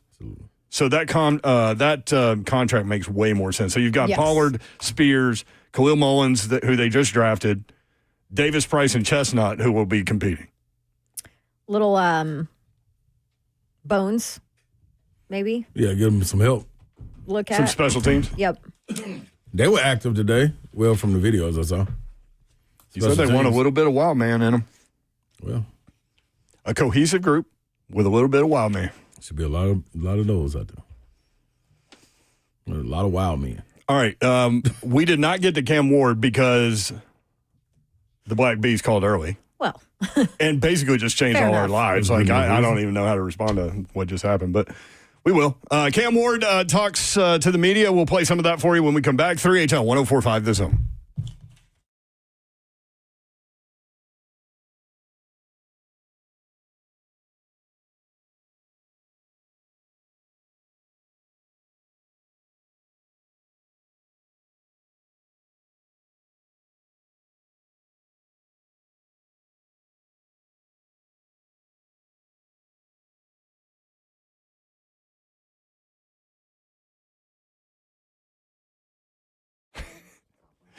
Change is always happening. Hey, it's part of life. And when it comes to music, change is all around us. Songs are rewritten, classics are remixed, bands and artists come and go. Even our taste in music changes. But no matter how things change in 5 years, there's one thing that will stay the same: the price of your internet. Xfinity is introducing a 5-year price guarantee. It means you get 5 years of the most reliable Wi-Fi with their best equipment included for a price that stays exactly the same. Surprised? Life is full of them. One internet price, 5 years guaranteed. Learn more at Xfinity.com/deals. Restrictions apply. New residential customers only. Taxes and fees are extra and subject to change. Most reliable Wi-Fi based on the awards. USA Fixed Broadcast Experience Report August 2024. Oh, right. How about that, Babs? Yeah, Was that good? You nailed it. The awards. Okay. Open Signal. There you go. Open Signal Awards. Yes. Okay. I want to talk about our local team, the local team legacy group at UBS Financial Services in Franklin. And, you know, we always say we have a trivia question, a sports related trivia question for you. Well, this week, how about an investment related trivia question? Because let's be honest, that's what they do. What's the Standard & Poor's 500 index? Don't worry, I'm not going to ask you, Mayor. You're letting you off the hook. I know what the S&P 500 is. Don't cheat me, Babs. Okay, a market-valuated index of 500 blue-chip stocks considered to be a benchmark of the overall stock market. It's not possible to invest directly in the index. There you go, a little education for you. Brought to you by the Legacy Group at UBS Financial Services in Franklin, Tennessee. If you have $1 million or more to invest and you want to invest with a local team, call financial advisors Brent Thompson, David Reynolds, Jim Candela, and Robert Reynolds. 615-721-4921.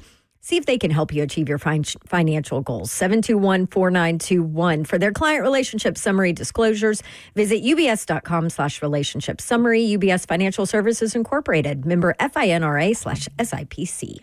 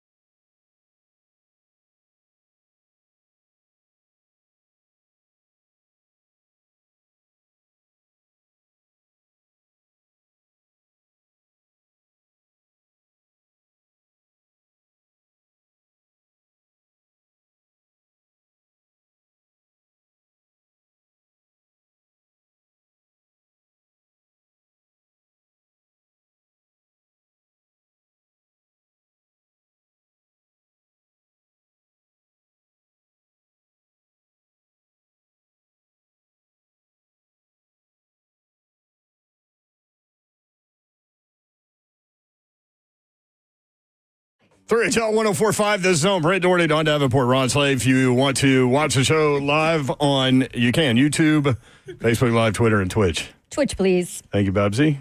Yes. Dad's Week on 104.5 The Zone is coming. If you're looking for a gift for Dad. Fathers unite! Stop. This Father's Day, then tune in June 9th through the 13th as we give you chances to win Dad tickets to events, concerts, and more. This year, give Dad the best. Listen for a chance to win him prizes from our friends such as the Atlanta Braves, Nashville SC, the Nashville Sounds, Live Nation, and more. For more information, visit 1045thezone.com or just tune in to Slay America. Yeah, that's the weird thing about that whole little giveaway. We always gotta go win something. Here we go. We always gotta go win something. Why we just gather it up and give the father something. Like, why we got to go out here and show what we deserve? No, you done seen it all year long. Here, give us what we demand. Not deserve it, what we demand, fathers. Told y'all day in and day out what it's going to be. And we're going to ride up and rise up. Ride up and rise up to the top of this mountain, whether they like it or not, y'all. Them and the representation of them, ladies and gentlemen, would be the one sitting with the pink headphones on. I'm just saying, all I'm telling you, they and them pronouns trying to hold us back. But I'm sorry, not. I blacked out. We What will are we not. talking about? Don't worry. We will not let them hold us back, and I will continue day in and day out to talk to y'all like this. And when you see me having my hand like this, like Barack used to do, know that I mean business. I'm not pointing no fingers at nobody because I'm not holding anybody accountable. But at the same time, I'm talking to you out there. It's that thumb thing. Yeah. I'm talking to them out there. Speaking.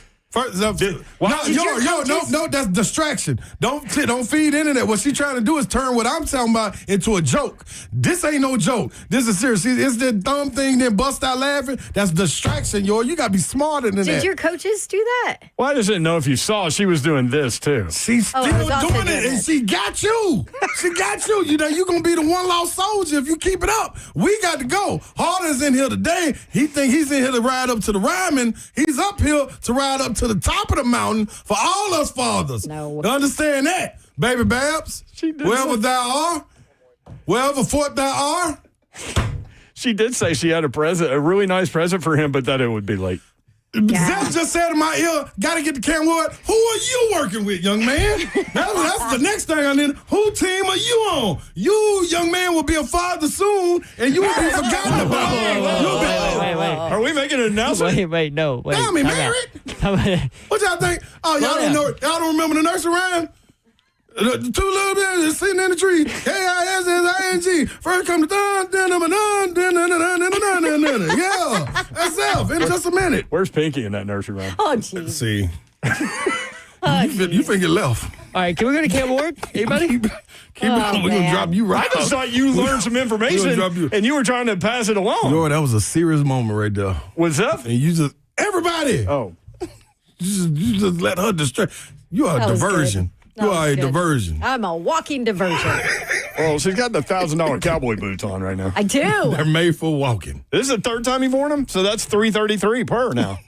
No, I think I've worn them more than that. Oh, God. Can you see them on the chat? Babs, we got one co-host down already. Blue Casey's. Yeah, you can't see them the way you're doing Stop that. doing calisthenics over there. There you go. Is that better? There you go. You can kind of see them. I got my boots on. Yeah, you got something. Harder's Got going to be my a boots wild night. on. You're supposed to MC this event? Is that what's happening? Yeah. It's going to be good. Well, you can't do weird moves, so you can't walk in here in a second. I mean, it's Ernest and Zach Top. Like, I don't have to do a lot. Okay. Yeah, Ernest is a show boy. Right? Yeah. Yes. I mean, literally. I don't know Hi, Zach Top. here I know are Ernest the for sure. stars. Welcome to Nashville. We're so glad you're here. Here's the stars. See ya. Go to work. What's up, Mayor? What's up, Harder? Here's Ernest.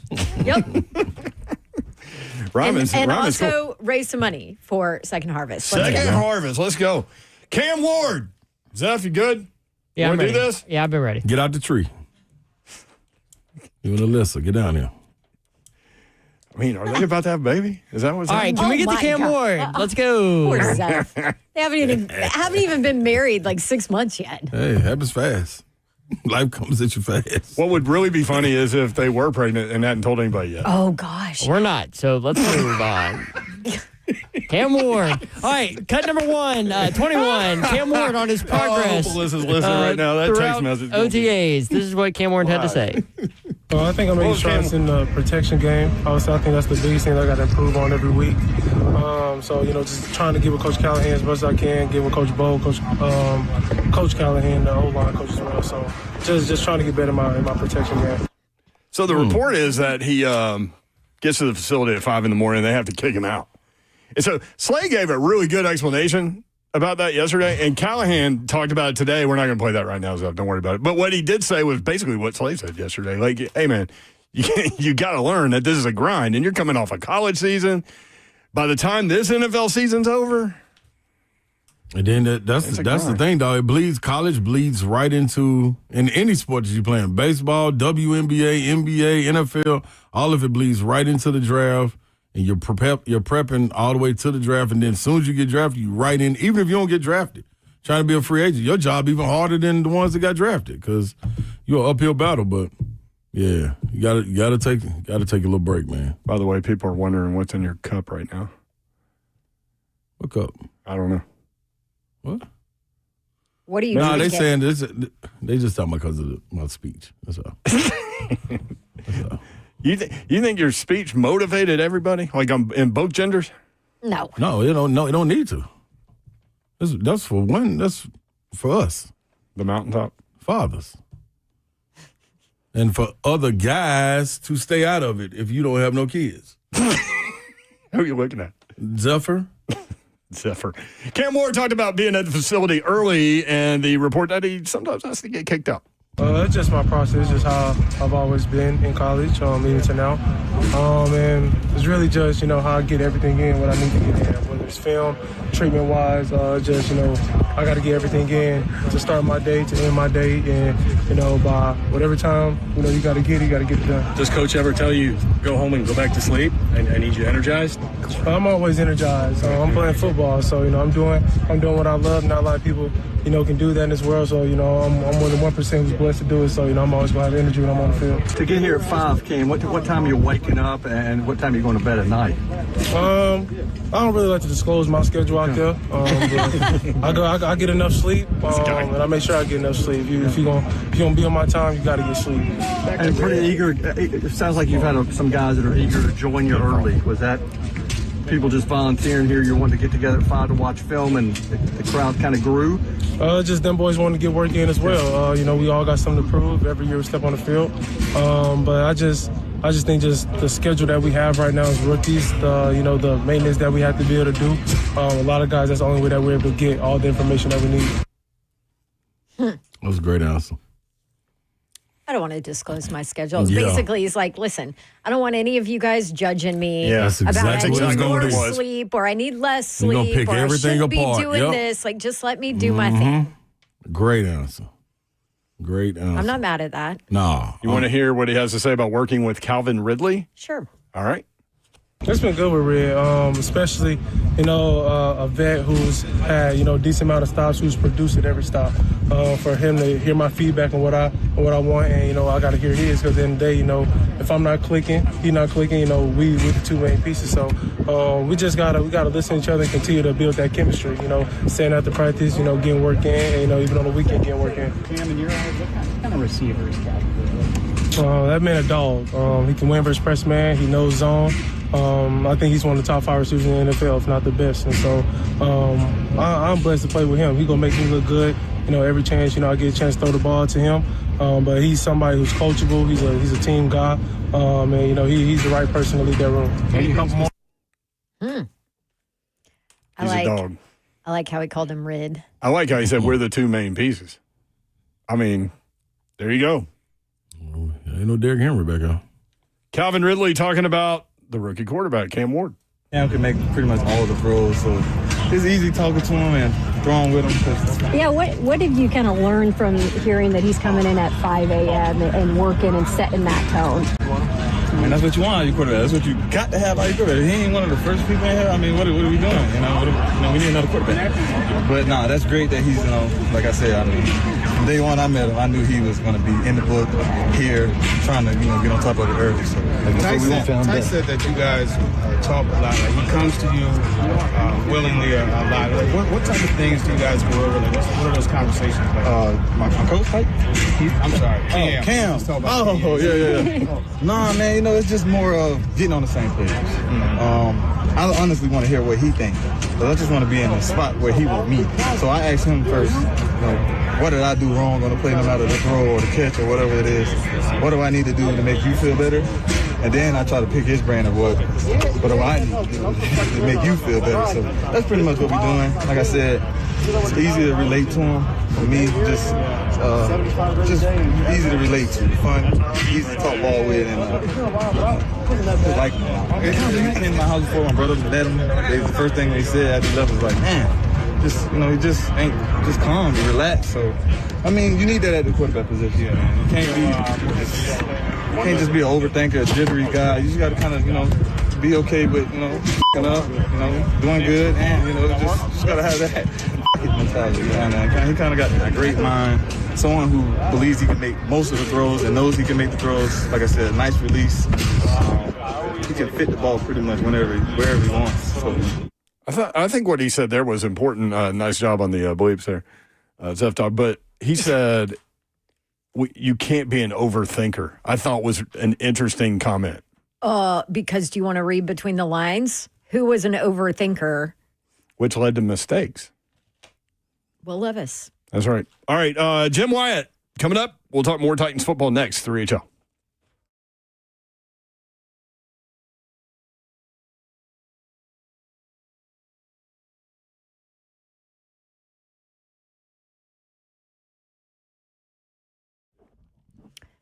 Sometimes it's time to upgrade things in your home, like your windows and your doors. It was for us in our rental property and in our home. And I chose Pella Windows and Doors of Nashville because they're the best, the absolute best, the best quality out there. Pella voted number 1 by Nashville homeowners as the leading window brand in Nashville. That's based on the 2024 survey of leading window brands among homeowners. And on top of that, they've got the staff in place to take care of you.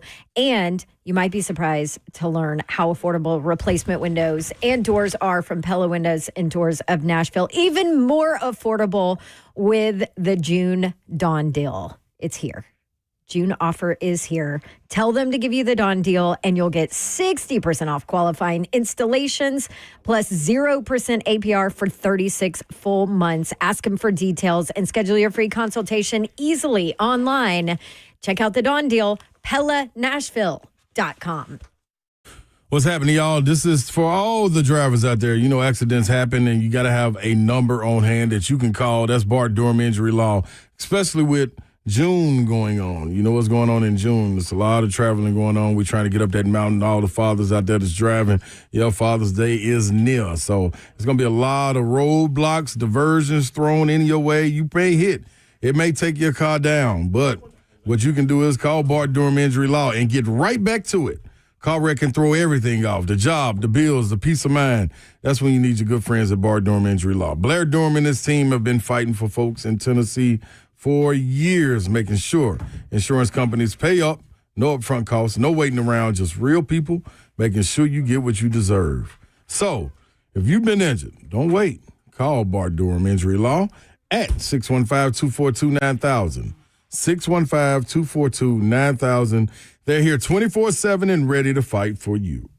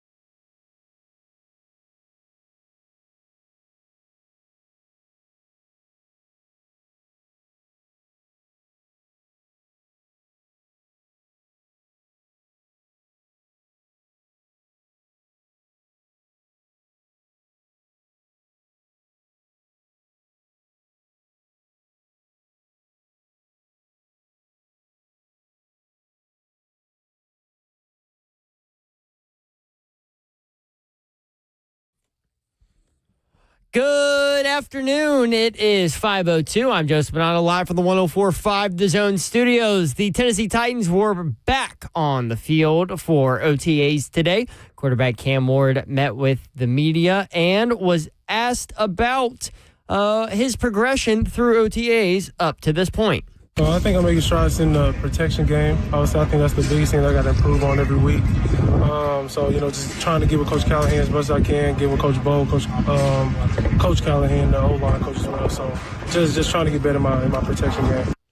The Patriots' number 4 pick left tackle Will Campbell agreed to terms on his 4-year, $43.6 million fully guaranteed rookie contract.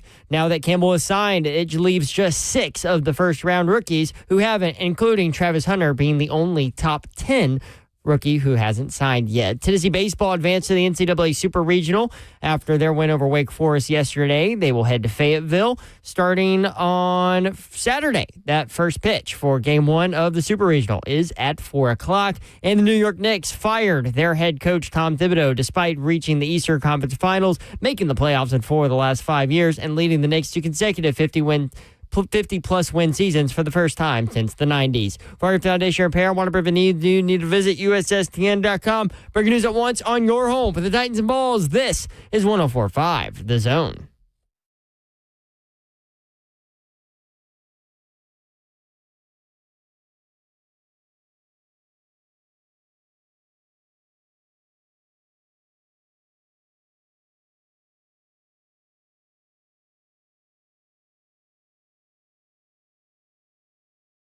HL 104.5 The Zone. Brent Doherty with you on a beautiful day in the Music City. Hope you're having a great Tuesday. You can watch the show live, YouTube, Facebook Live, Twitter, and Twitch. Twitch, please. Thank you, Jeff. The F&M Bank Chat is open. Don Davenport is getting ready to MC an event for the Second Harvest Food Bank over at the Ryman Auditorium. Ernest and a bunch of people. Did they have the little softball game last night? Oh, did they? Or was it the night before? I knew it was coming up. I just didn't know when it was. That was last night. It was last night. Texas Tech ended up walking. No. Oh, yes, sorry. Boy. I'm on college. You ain't locked. You locked in. No, yeah, I'm with it. That is a great definition of locked in. That is locked in. No, I'm talking about the celebrity. The celebrity softball game. Drunk celebrities with jelly rolling them. Oh, I don't know. That Slay played in that one year. I thought I saw Bully on Delaney Walker on his Instagram out there. I think Jay Cutler was involved too. Okay, yeah. Look at the lineup. It's funny that you haven't been asked back. Oh, yeah, they don't even be that. I wasn't doing nothing but a whole bunch of drinking. Shocker.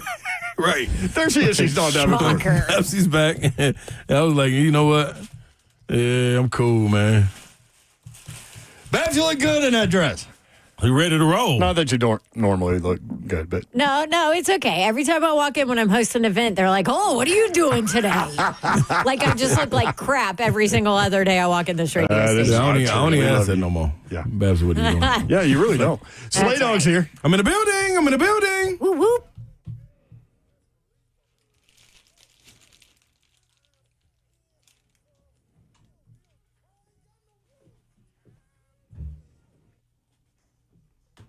Good over there, Slay Dog. I'm ready to roll, man. I will say this. You were showing us x-rays? Yeah. Your ACL looks like somebody drew that with a computer. No, it was perfect. Dr. Bill Yeomans, baby, did a terrific job in 2002. My guy. He did mine. He did Kevin Burnett's. He did Jamal Lewis's. He was a guy back in the day. Man, Yeomans was the guy. Bye, Babsy. We'll see you here in a little bit. See you, bye-bye. See you, Travis. Yeah, that was She's really worried. Yeah, that was it, man. That was Dr. Bill Yeomans. He was the truth, boy. Jim Wyatt joins us now from TennesseeTitans.com. Jimmy, what's up? How are you? Not too much. How you guys doing today? We are doing great. Another day on the OTA practice field. What'd you learn today? Well, this is 5 out of 6, and then we've got 3 more days of mini camp next week. I learned that Cam Ward seems to be getting better each day. It's not perfect every day, but it seems like he's certainly making strides and making some throws and getting reps and making you envision what things might look like with him being behind center this fall. He's obviously got to continue to earn it, but continues to say all the right things, continues to impress the teammates, continues to show leadership qualities on the field. So I think that's everybody's focus when they come out and watch these things these days, although there's a lot of other things happening too. And, Xavier Restrepo, I thought he had his best day out of the OTAs today. Caught 3 passes. Other guys, making plays. It's still, you've got to temper the excitement to some degree because they're just doing shorts and T-shirts and shoulder pads, and that's it. But certainly some progress being made out here. How does T'Vondre Sweat look physically out there? I know you did something on him. Follow Jim on Twitter at @JWyattSports. Yeah, I mean, he says he feels great. I mean, he didn't want to talk too much about his weight and what his plan was as far as getting himself into better playing condition for this season. But he says he strengthened his shoulders and felt like he worked on his hips where his mobility's better, feels like he's faster, understands the game better. He kind of, said, ask Coach Callahan what that means as far as what his weight is at this point of the offseason compared to last year. But obviously he looks better than he was last year. Last year he was struggling, had some issues with conditioning, certainly had some trouble with being out there a good part of the offseason. So I think it's just important he's out there now. It'll be – he just has to stay on the field, stay working, and make sure he's in tip-top shape when the season starts. We're getting ready to hit the most critical part of the NFL offseason, really, when off-season workouts end, and then you've got about a 5-6 week break, really 5 weeks before training camp begins. That's the most critical part. These guys got to make sure their work where they don't have any setbacks when they get back here. Jimmy, you're looking at what we're hearing a lot of is from the receivers. You're hearing from Cam Ward. One of the groups I haven't heard a lot from, even though I know, like you're saying, shorts and shirts. But what's the energy like in that running back room with Pollard and Tyjae Spears, the way the year ended last year? I know Tyjae wanted to be a little healthier. How's he looking right now? And Tony Pollard ended, made a good year out of when you look at the offensive line and, guys going down and the load being asked to carry. With defenses loaded up, I thought he ended on a high note. Yeah, and I do think they're going to be more careful maybe with Pollard this season. Mm-hmm. Certainly, I think during the offseason they've limited some of his work just because they don't want to overdo it with him. I think they'd like a more equal split when the season starts as far as carries and reps and snaps go. But I think Tyjae Spears have a really good offseason. It seems like I notice him every day, and I think Pollard certainly is showing a burst. They've got some other guys that have been out. They swapped out Tyrion Davis-Price, former LSU, played in the league with the 49ers and Eagles. They signed him yesterday. And so his first day was on the field today. Julius Chestnut's back, still doing his thing. Kalel Mullings, the draft pick from Michigan, still not practicing because of a procedure he had earlier this offseason. So I think those guys have looked good. Certainly, again, I think the key is to keep them healthy and to limit maybe how much Pollard has to do early. That way they can get a lot out of him at the end of the season. Now, the other guys, the tight ends, it was talked about with Kyle Pitts. That was floating around as far as rumors, bringing another guy in. And that was, I think Barstool put it out like a proposed trade to try to get Kyle Pitts in here. What are you seeing with a loaded tight ends room with Bachig, Gunnerham, Wiley, like a lot of guys, David Martin Robinson, another guy. Like, what have you seen out of these guys? Iron sharpening iron? Yeah, I think it's a good group. I think, certainly Chig, hard to believe going into his fourth year now. Right. I think he's certainly, I know, can you believe that? We talked about that yesterday. Yeah, so, I think he looks good. I think the thing for him is just consistency of opportunities. Wiley, battled some injuries during his first couple of years. He's very athletic, and I think he's certainly capable. I like David Martin Robinson, Thomas Odukoya, a couple of guys you mentioned. I don't think certainly it'd be tough for them to all make it. Gunnar Helm, you mentioned a draft pick who's still kind of finding his way. I'll look at that group. I think probably 4 make it, and I'm thinking Okonkwo and Wiley and Helm are probably locks, and then it's just a matter of David Martin Robinson, whether he can steal the spot at number 4.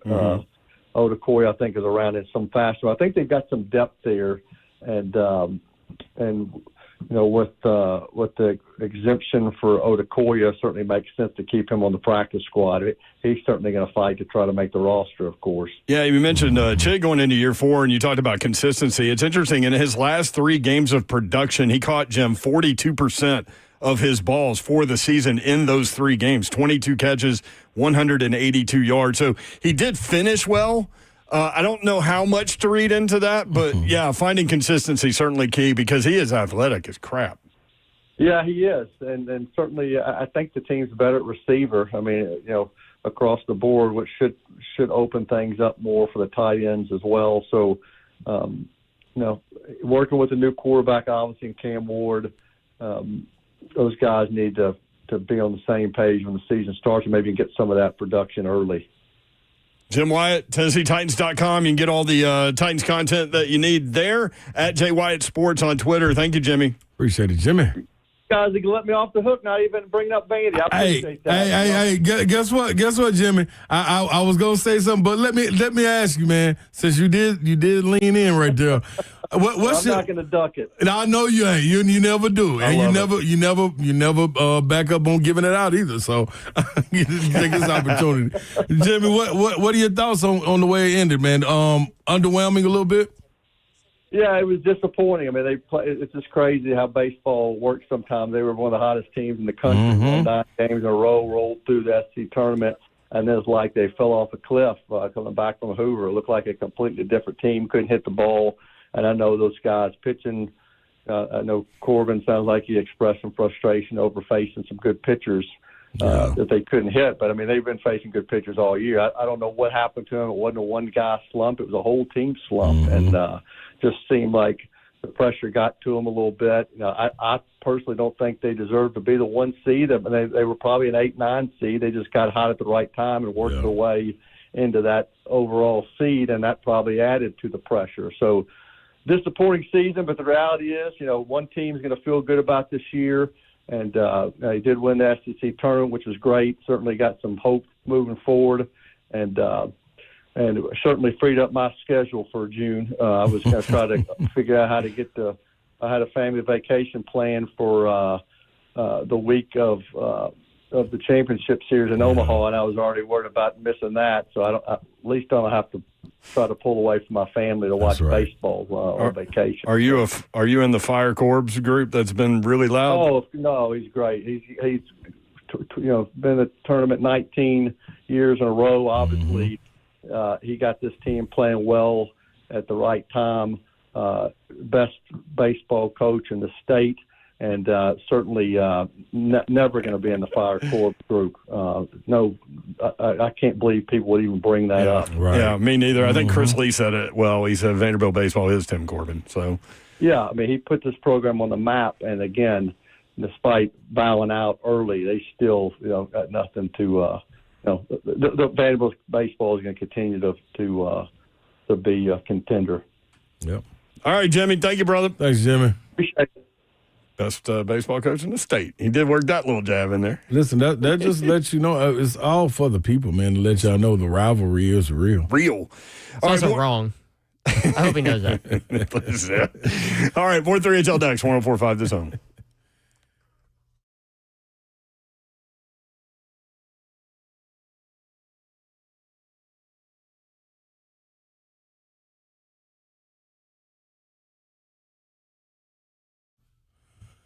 What's happening, y'all? KellamStemCellInstitute.com is where you head to. Holistic stem cell therapy brought to you direct. Dr. Ethan Kellum, man, he delivers every single time. Going to sit down, give you the breakdown of it, just exactly what it can do, how it can help you, that all that inflammation, easily get it out of your body. That's what stem cells do. They attack the inflammation in your body, and we all know that the autoimmune disorders derive from inflammation. So your body, your cells, your solution, real simple. Congestive heart failure, lung issues, autism, arthritis, whatever it may be, is easily fixed, yes, by you having the cells to go and do it.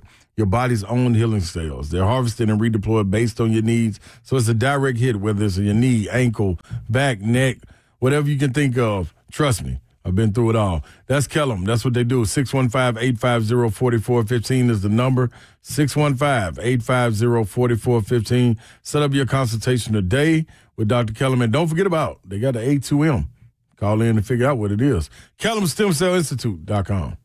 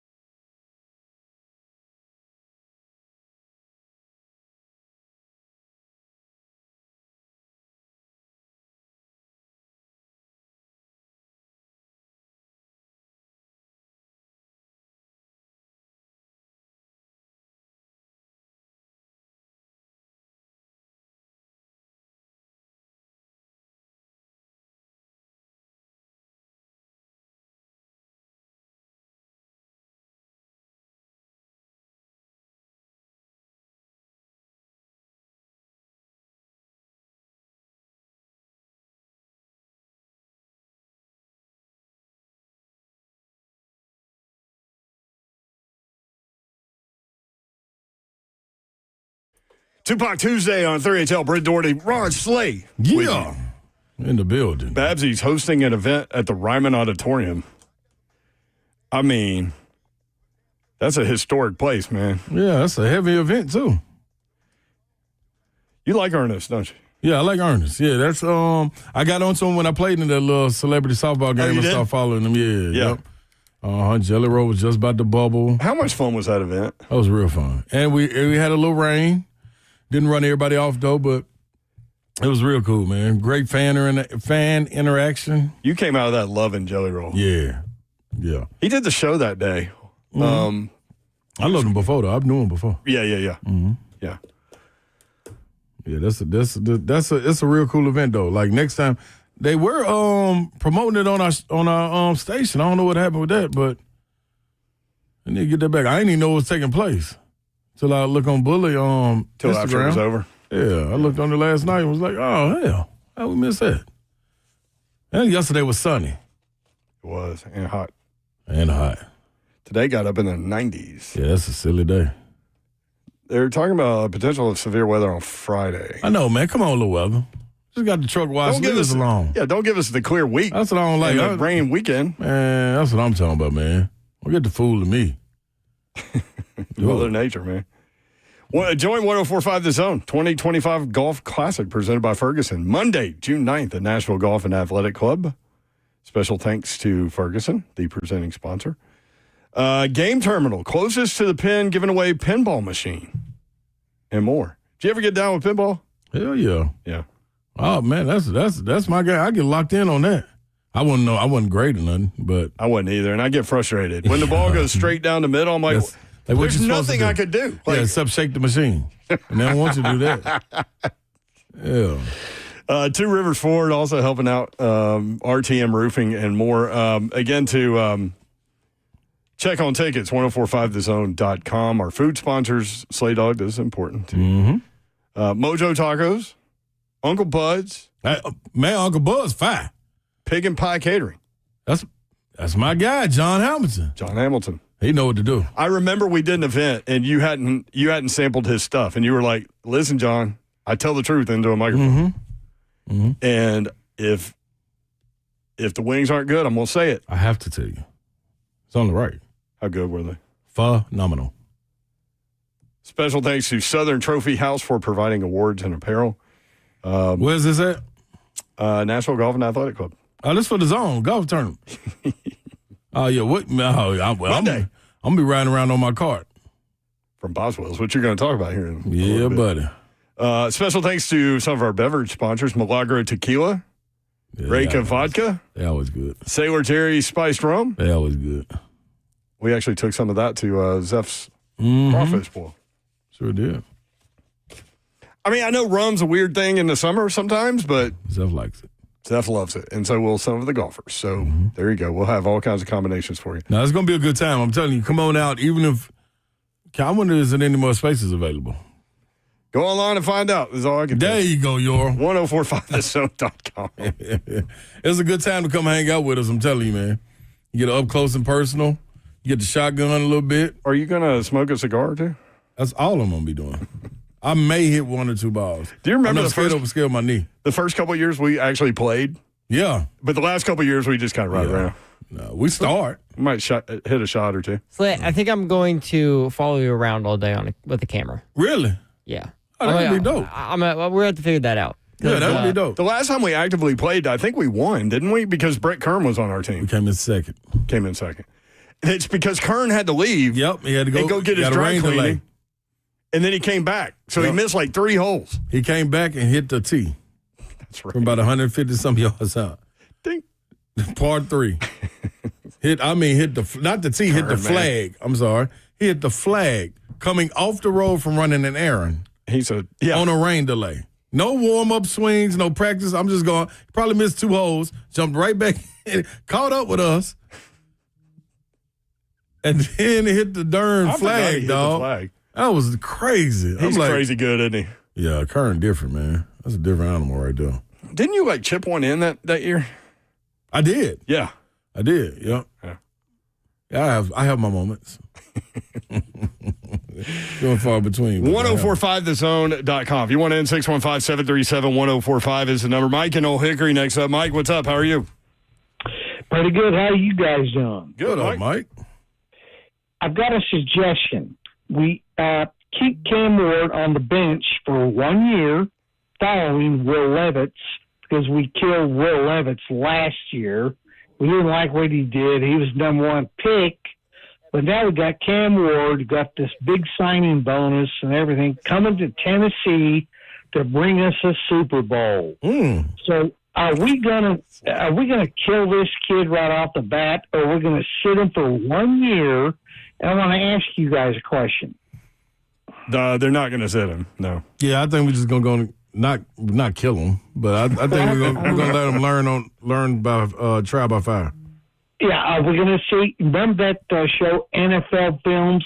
Welcome to the NFL Rookie. And so let Will Levis, who actually is a veteran, sit down with Cam, say, look, son, this is what's going to happen to you, what happened to me in Tennessee. Are you saying Levis is going to tell him that? I don't know. I hope he does. Oh, okay. But I don't want to see another quarterback, number one, first round pick, and he comes to Tennessee and says, is this where I want to go? And then get killed, or some middle linebacker, from Pittsburgh or in the NFL is going to come and just crush my sternum. Oh. It's very specific. Yes. Okay, so there was a rookie quarterback that played really well and got one game away from the Super Bowl last year.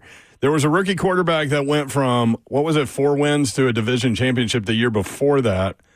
There is a case to be made for success for rookie quarterbacks. Yes, and a lot of them, if you look in the past history, look at Brett Favre, look at Aaron Rodgers. I mean, for God's sake, look at Tom Brady. He was picked, in the 79th draft or the 112th draft or whatever. He's got 7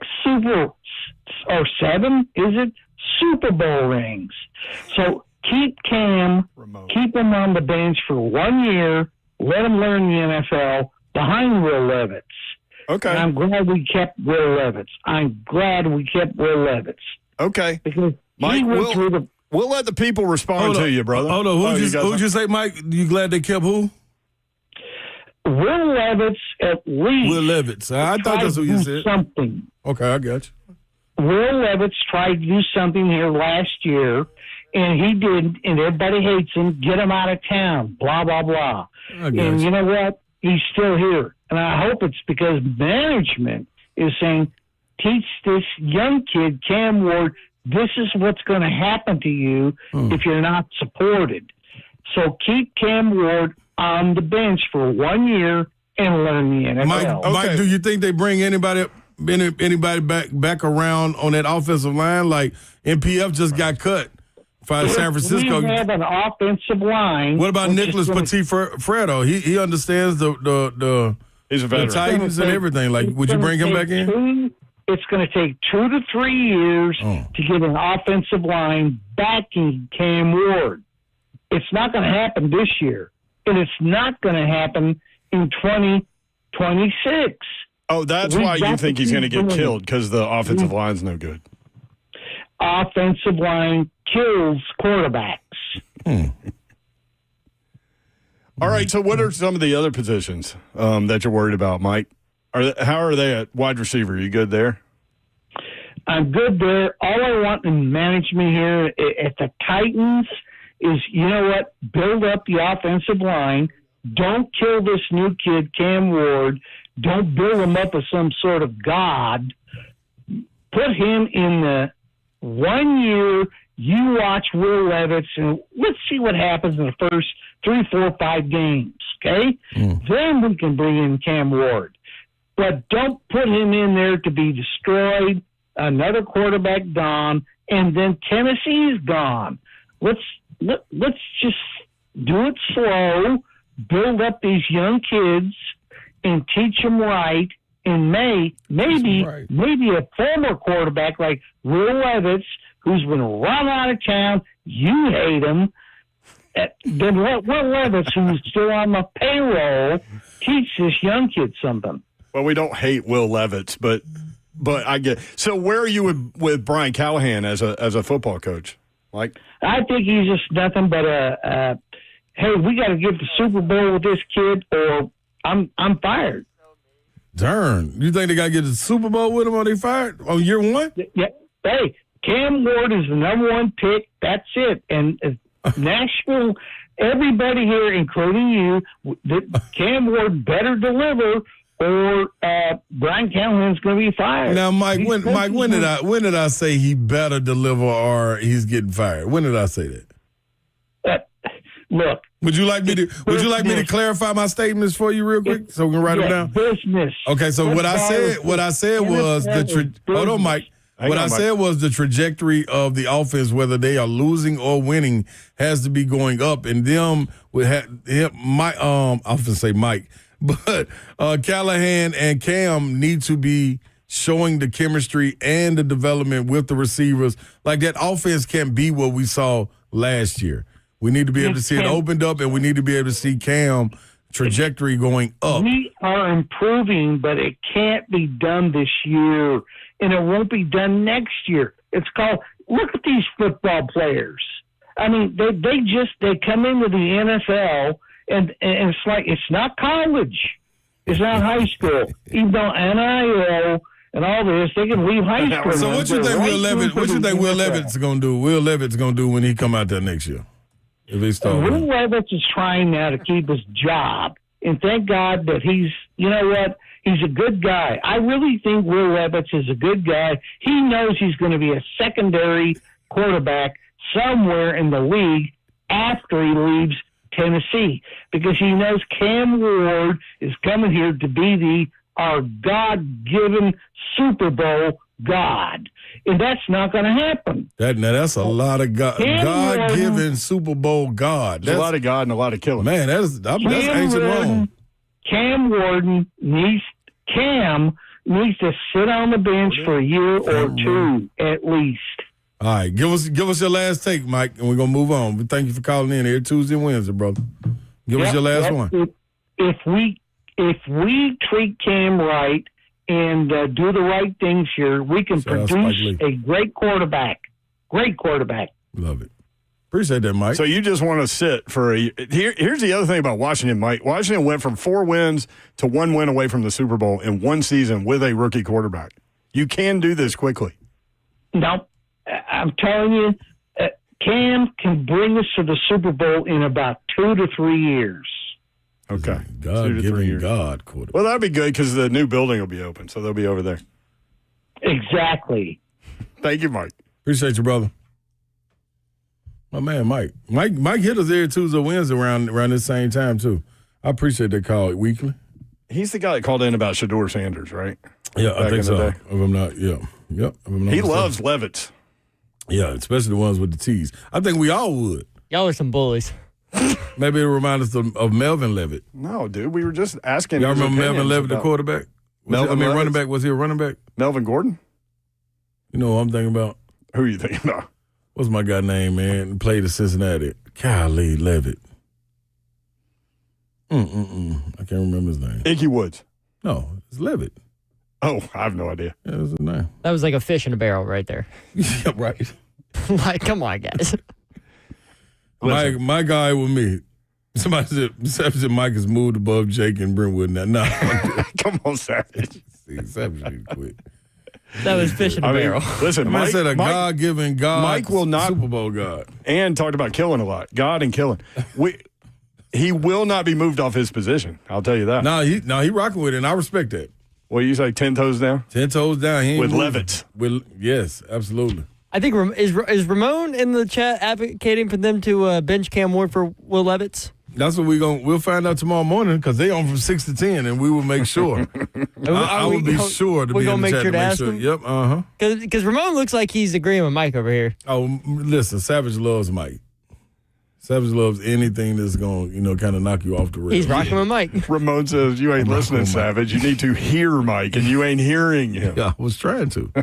He told me, he said, and y'all hate Levis, and yeah, even you. No, Levitz. Levitz, yeah. And even you. Not Levis, Levis. Make sure to tell me I hated him. Say it right, Slay. I just said it was Nathaniel. I ain't got nothing to do with hating him. Yeah, we don't hate Will Levitz. It is Levitz. And he never never met Will Levitz. We sat in here with him for an hour. Not me. One day. I never heard of a Levitz. Oh, yeah. You think he's related to Sam Levitt? Or John Lovitz. See? We are wrong for this. Evident Bank Chat he's wrong for that. is open. If you want to watch the show live, YouTube, Facebook Live, Twitter, and Twitch. This has been a wild Twitch, day on please. 3HL, man. This one's going down in the history books here. This has been a good one. I didn't anticipate any of this today. No. I really didn't know what we would get from and he said he's the Black good, Beast. He did say he's a good guy. Put him on the good guy board. Yeah.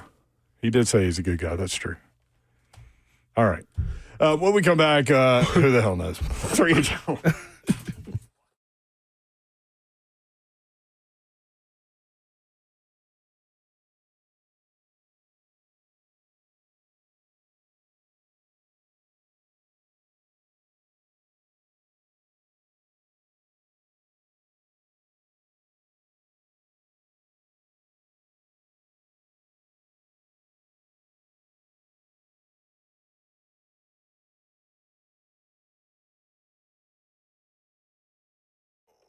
I want to tell you about my friends at Brentwood Jewelry. Slay's been talking about this. Father's Day is coming up, 7012 Church Street in the heart of Brentwood, just off Franklin Road. For that dad in your life, this is Father's Day with Brentwood Jewelry. And you can choose from their large selection of timepieces, watches, great gifts for dads, including brands like Bremont, Tissot, Auras, Longines, Luminox. They have a gift that can fit any budget.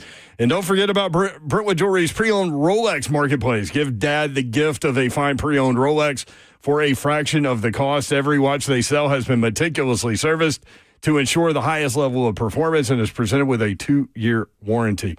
Brentwood Jewelry. They have everything you need. Jewelry-wise, shop local with Brentwood Jewelry. Your family-owned and operated jewelry store for more than 50 years. They got something for dad in there. Just go meet the Amamli family, and they will get you going. Exceptional style, exceptional deals every day for more than 50 years. Monday through Friday, 9 to 6. Saturdays, 9 to 4. 7012 Church Street in the heart of Brentwood, just off Franklin Road. BrentwoodJewelry.com.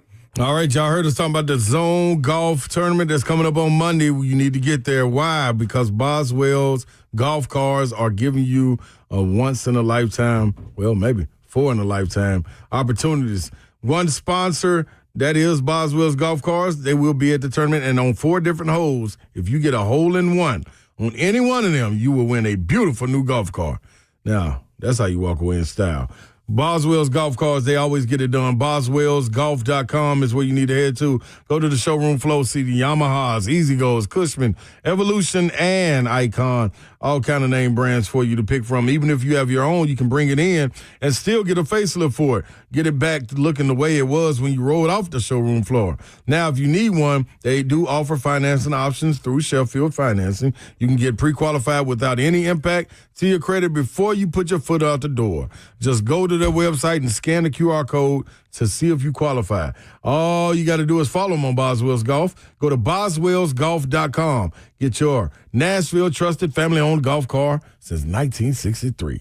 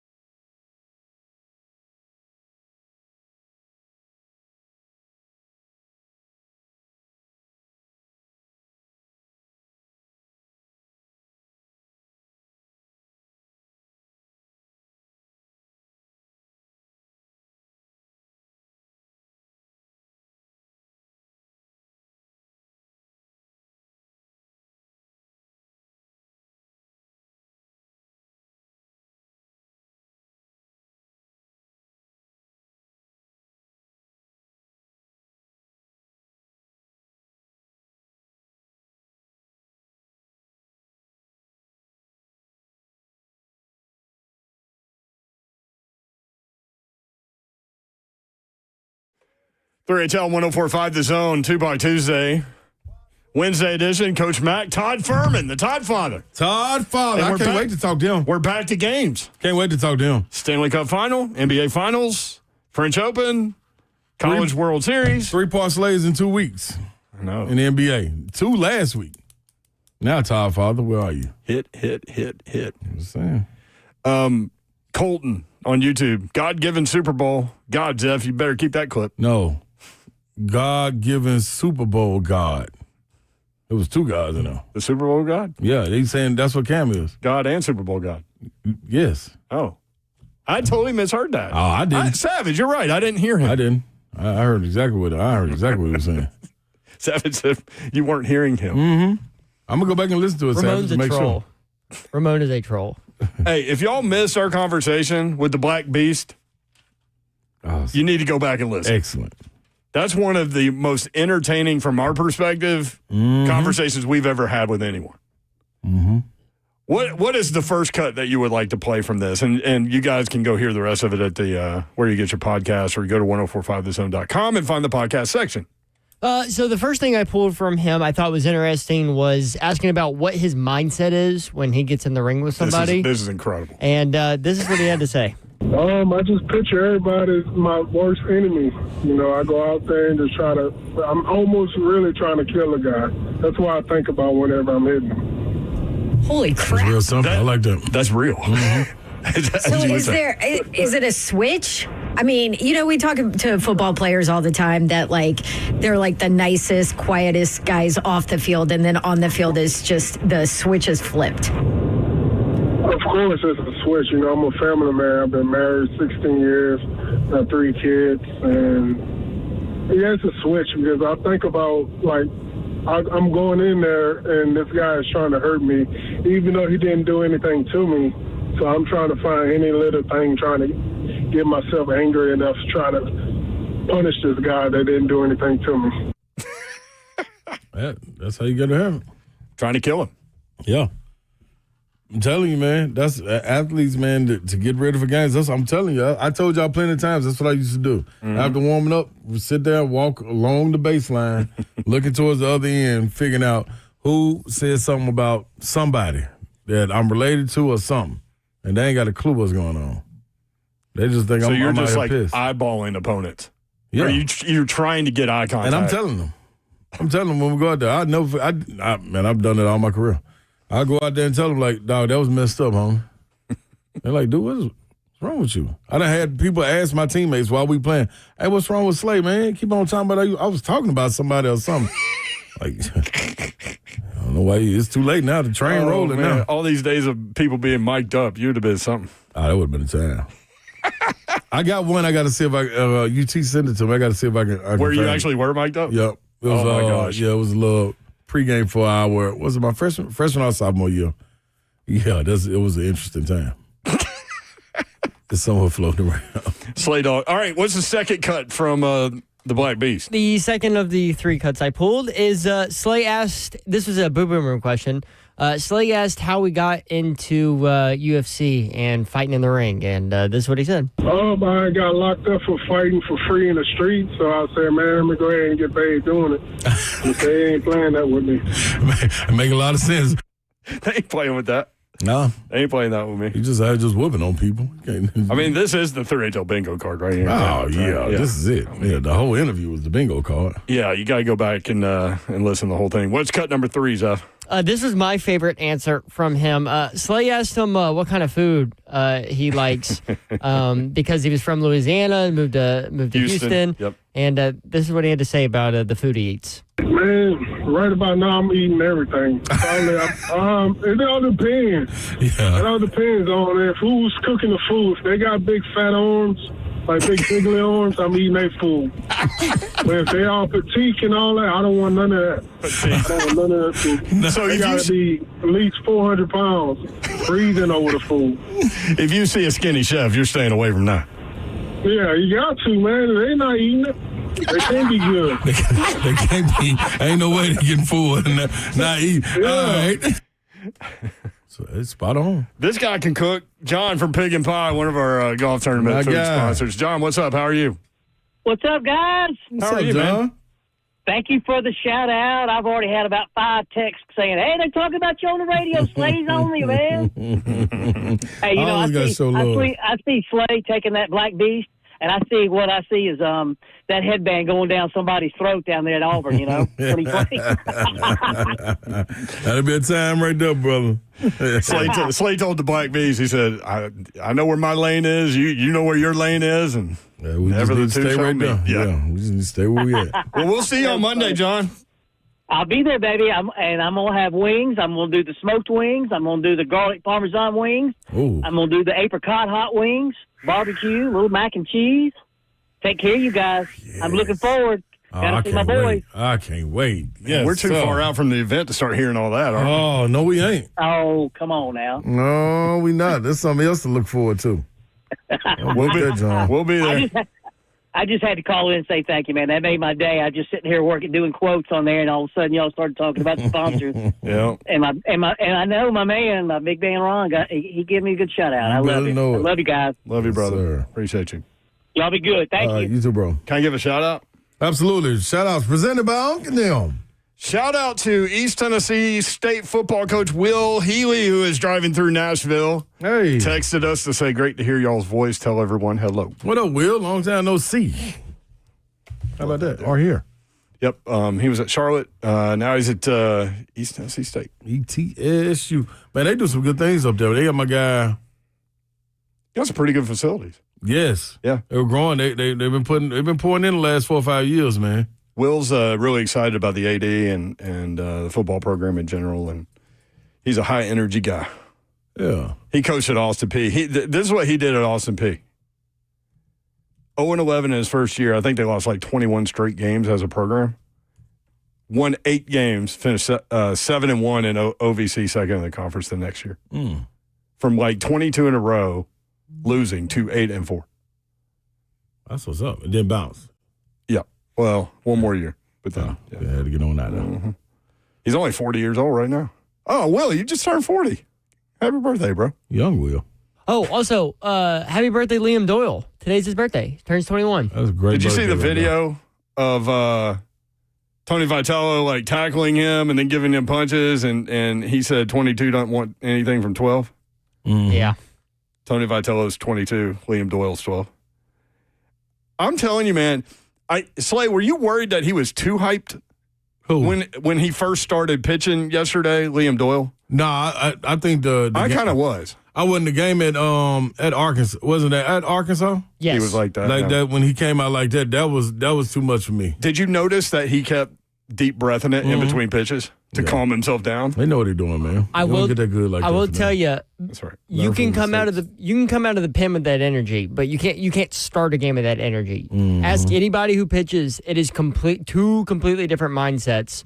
Starting. Well, that's why he was just throwing gas, Yeah, I know. and everything was over the plate too. Because He wasn't even worried about it. if Like you- it was like 32 pitches, 27 strikes, something like that. If you watch like his normal start, he doesn't typically hit 90 or 99. Sorry, he doesn't typically hit 99. He was hitting 99 consistently. Yes, he was. Last night. Let me get Brian in here from Nashville. Brian, give me like 30 seconds if you can.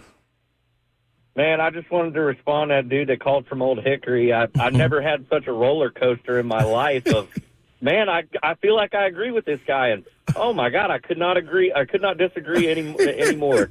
That was the craziest phone call I think I've ever heard. Y'all should make him like a weekly guest just to stir the pot, man. Kind of has been, man. I mean, we Appreciate kind that, of just kept him going. See what else he thought. Like every Yeah, Tuesday and you Wednesday, guys you can did expect great. it. You can expect it. I think next time we should ask him like life questions. You know, dig a little deeper. Yeah. Dig a little What was his deeper. name, with Mike? Mike, Yeah, Mike. Yep. Yeah. Life questions with Mike from Old Hickory. Thank you, Brian. That was good by Mike, man. Yeah. Way to go, Mike. Way to hold it down. Yep. We'll see you maybe next Tuesday or Wednesday, Mike, when you call in again. We'll hear from you again. Is he going to call Savage? Nah, we don't. He's scared of Savage. Savage and them can't handle this show. Savage, Mike can't. They can't handle the Mike show. There you go. That's what I'm trying to say. Back at it tomorrow. Love y'all. Yes. Man, that was interesting. Definitely go back and see check out the Black Beast interview. Yeah. You're going to want to – that's a really interesting dude. You're going to want to hear that. Also, back at it tomorrow. Like I said, we appreciate you guys including us in your day. We do not take that for granted, nor do we take it lightly. Have a great night. Good night. God bless. See ya. Wouldn't want to be here unless you were getting a shout out. Shout out Dr. David Moore and shout out to all the fathers out there. We're going on up, man. Do not quit. Do not quit. Papa Vanderbilt, I got you, man.